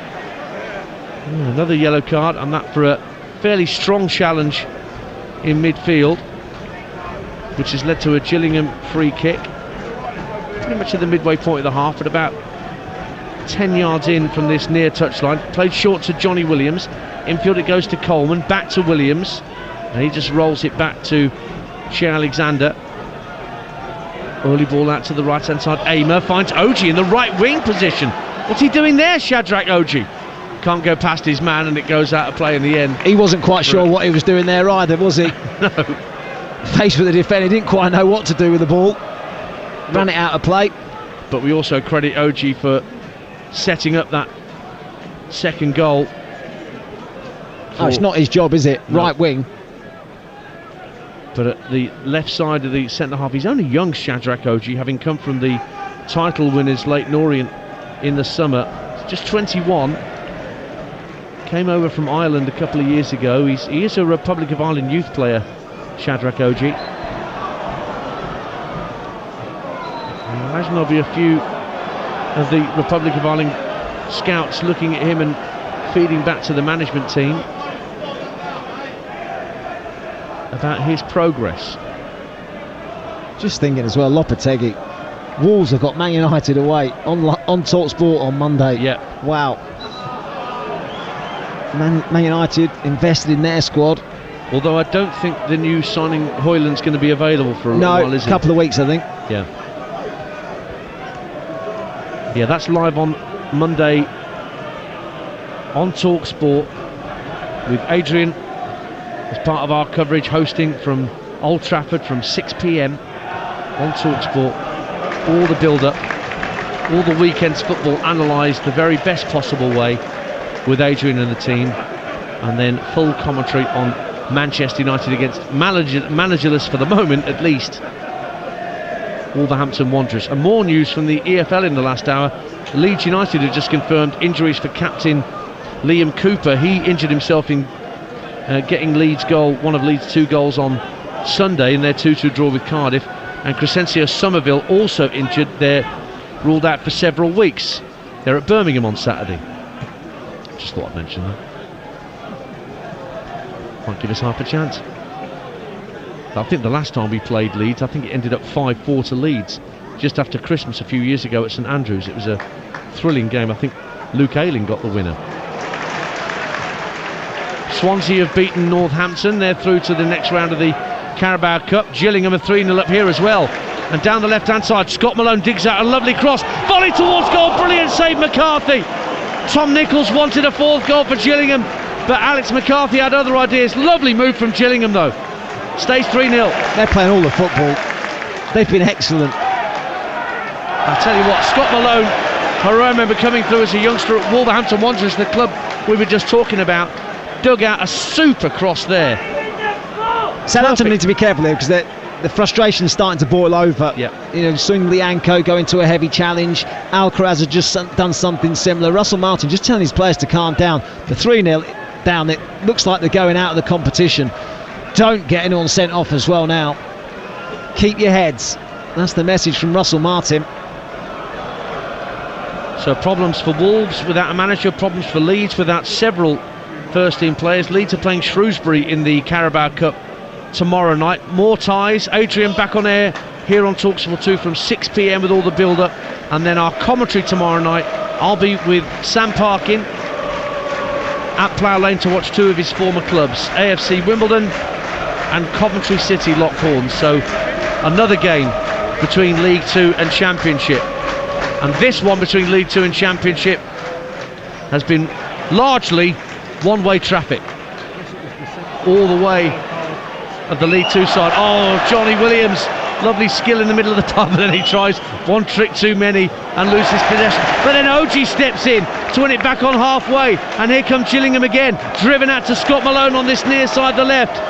Southampton trying to shovel back into position. Williams, they're cheering every pass, and then as soon as they say that, Williams gives the ball away. I think the Gillingham fans were preparing to do the olés. Now Alcaraz in the centre circle. Oh, he falls over and just presents the ball to the 2-goal hero. The man is on a hat-trick, Robbie McKenzie. Nichols finds McKenzie. They are cheering every pass. Out to the right-hand side. Jaden Clark gets to the right-hand corner of the box, lays it off to Alexander, cross to the far post. Williams, the smallest player on the pitch, tried to head it goalwards, and it skimmed off the top of his head. And in the end, it's a free kick to Southampton. 3-0 Gillingham. Just listen to that applause for this Gillingham team, and they deserve it because they've been brilliant in every facet of the game. With the ball, they've been great. The movement, the passing, the energy. Without the ball, they've been sensational, because Southampton are a team that want the ball, they want possession, they want to pass it around. We saw it against Sheffield Wednesday and how good they were. I know they've made 11 changes, but they're still a team that want to try and play. Well, Gillingham, without the ball, have closed them down so well. And brilliant with the ball, even better without it. That's Matt Holland, former Ipswich and Republic of Ireland midfielder, alongside me, Ian Danter. We've got a break in play because I think it's Shay Charles who's getting some treatment, is it? Over on the far side, or is it Jaden McComa? It is Gillingham 3, Southampton 0. Blackburn 4, Walsall 3. Walsall get a goal back through Ronan Mayo with 5 minutes to go at Ewood Park. Exeter in front against Crawley. 2-1 they lead at St James's Park. James Scott. Harry Buterman scored a penalty for Sutton. They're level with Cambridge United. Wickham are 2-0 up at MK Dons through Christian Perino Joseph.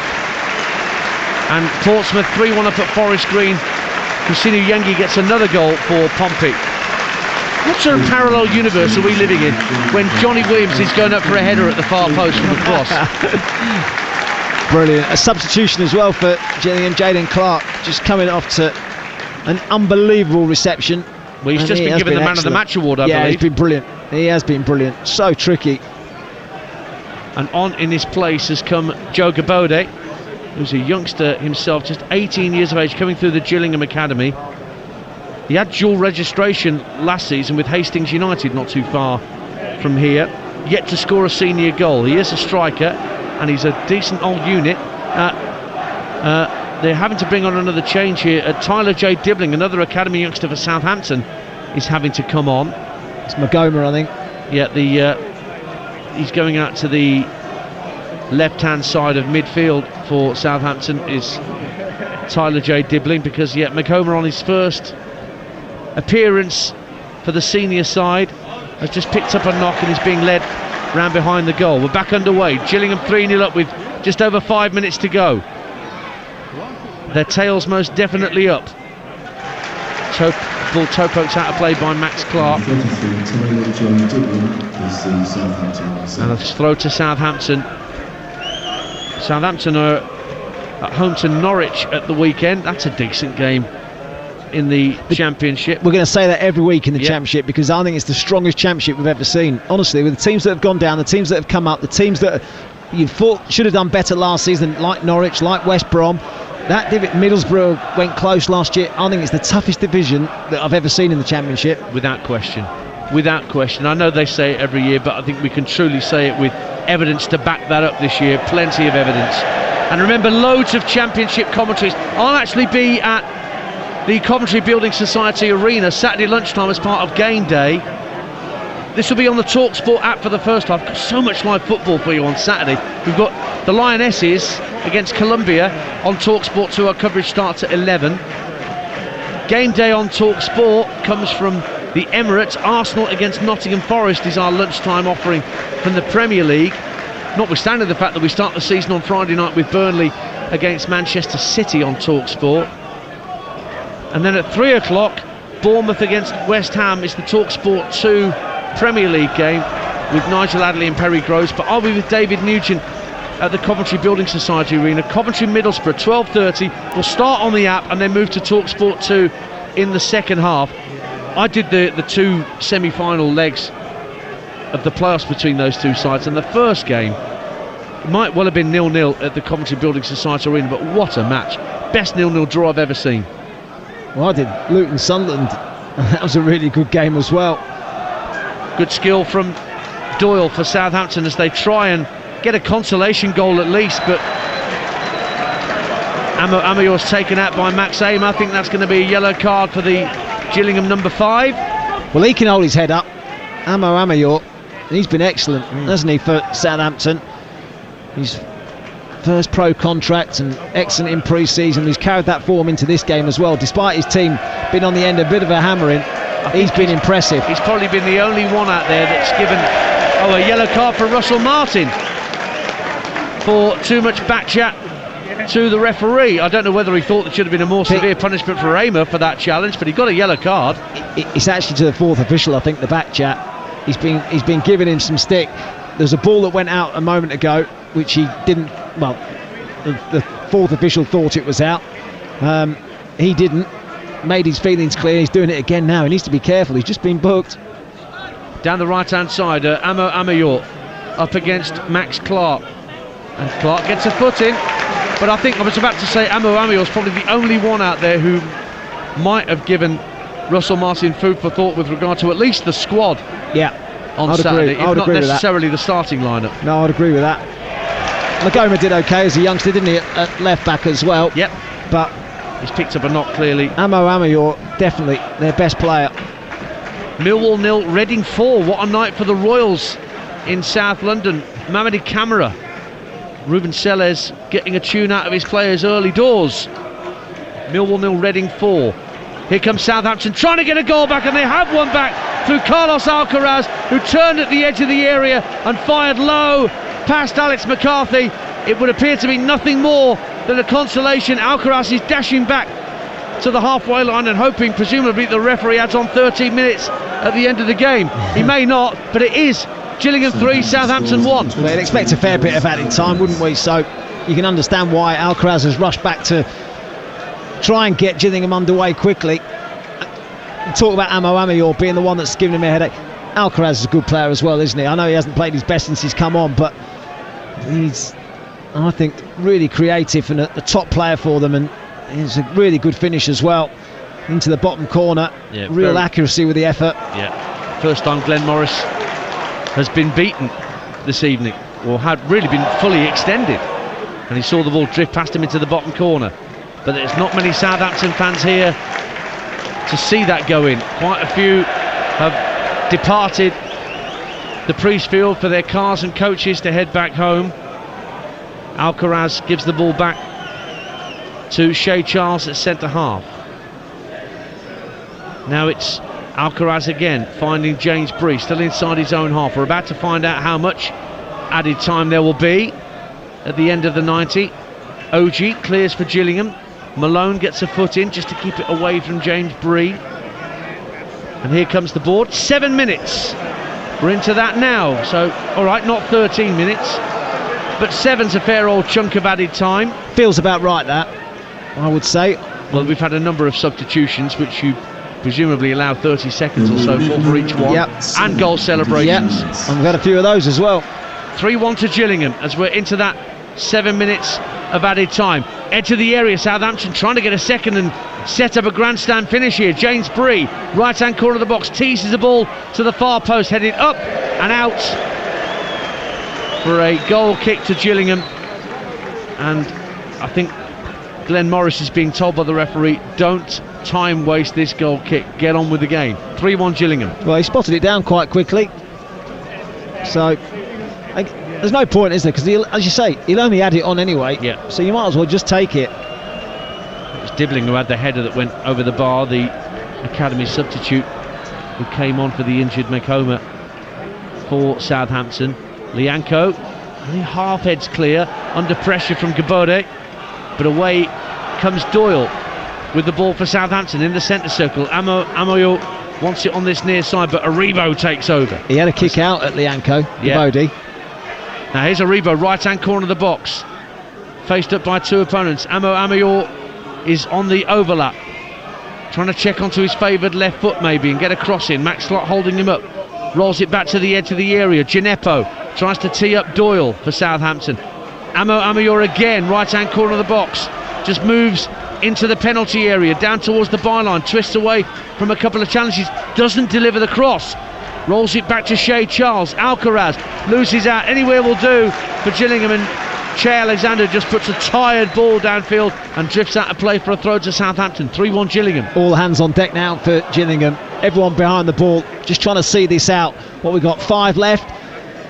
There's some tired legs out there, they put a lot into this game, and now they're just not hanging on, but they're certainly sitting in.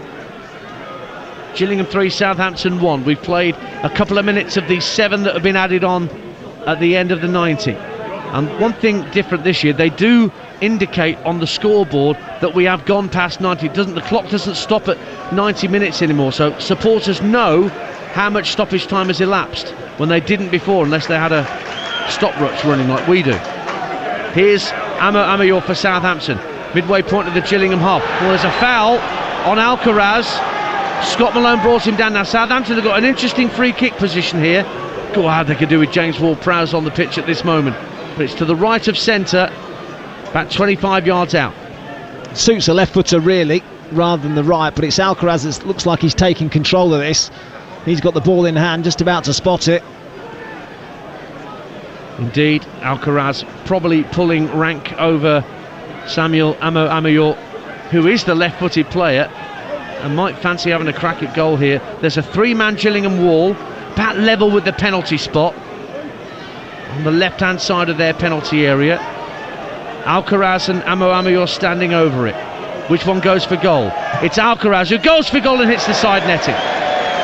Trying to get a second of the night and force a grandstand finish, but it's a goal kick, and again the referee looks straight at Glenn Morris and says, get that ball back in play quickly please. Sheffield Wednesday have equalised in the 7th minute of added time against Stockport County to force penalties, it would seem. Tyreek Backinson, once of Bristol City, makes it Sheffield Wednesday 1, Stockport 1. Goal kick taken by Glenn Morris of Gillingham, drills it downfield.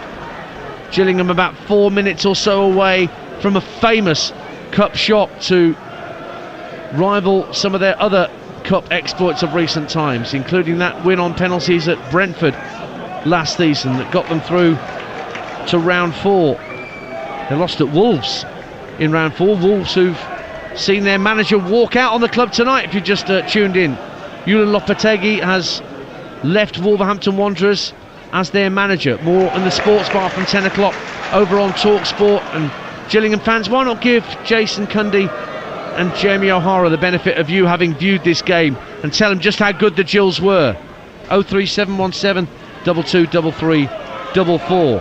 3-1 in stoppage time. Amo Amayor again one-on-one with Max Clark, but Clark, who he settled into that battle with the youngster and put his foot in again and won it back.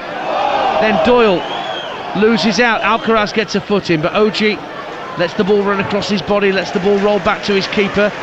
Blackpool have beaten Derby at Pride Park in that All League One tie. Harrogate have beaten Carlisle. So that's League Two beaten League One. Carlisle, of course, promoted under Paul Simpson last year. Good win for Simon Weaver's men at Wetherby Road.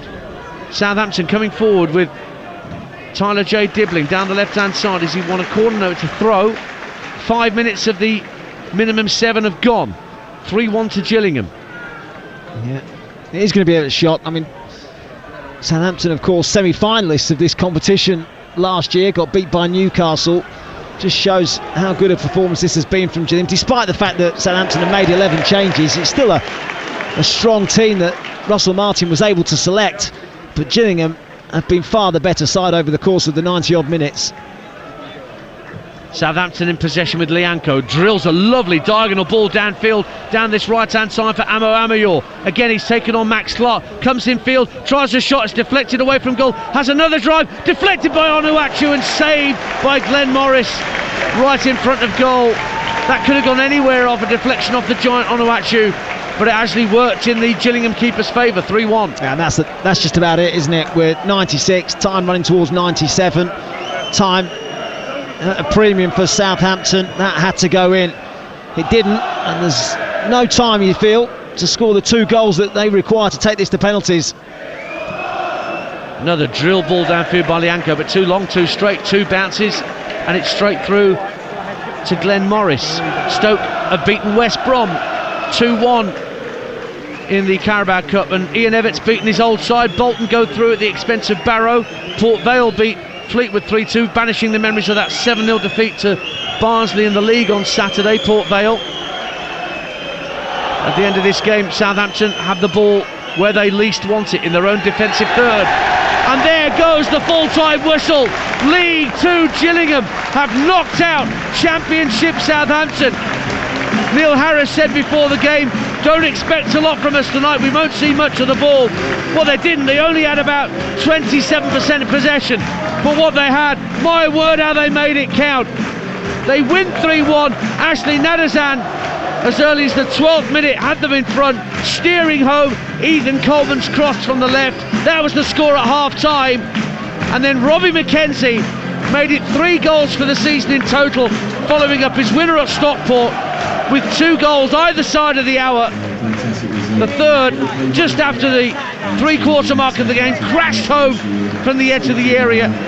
A late consolation from Carlos Alcaraz for a Southampton side who made 11 changes from their win at Sheffield Wednesday, and they played like a team of strangers. Gillingham through to round 2 with the shock of the night in the Carabao Cup, and we brought it to you live on Talksport 2. Gillingham 3, Southampton 1. Matt Holland. What a brilliant night for Gillingham. What a brilliant 2023 it has been. Second half of the season last year, absolutely superb. Took them away from danger after a terrible first half of the season. This season's got off to an absolute flyer. A winner, much fancied Stockport. A resolute defensive second half performance got them the points there. Tonight, well, I can't speak highly enough of this performance. Yes, Russell Martin made 11 changes, but Southampton still selected a strong side. But this Gillingham team, right from the first whistle, got in Southampton's faces, didn't give them a minute's peace. Their movement, their energy, their commitment, their desire was streets ahead of Southampton, and they thoroughly deserved this victory. Neil Harris enjoying it at the Raynham end, and why wouldn't he? A really fantastic performance from Gillingham, thoroughly deserved victory. You'll hear from Neil Harris on the sports bar. I'll go and have a chat with him in a moment, and you'll hear that during the course of the sports bar with Jamie O'Hara and Jason Cundy. Gillingham and Southampton fans, 03717 223344 is the number you need to make your point heard on national radio about what you've seen and heard tonight. Matt, thank you as always for being part of the team. Matt Holland's been part of our commentary team tonight. Now, coming up on Talksport 2 at 10 p.m, it's the Women's World Cup show with Faye Carruthers. But for now, let's rejoin Adrian Durham and Talksport and all our reporters across the country as we go round the grounds with all the penalties and the drama in the first round of the Carabao Cup. With the final score here at the Priestfield, Gillingham 3, Southampton 1.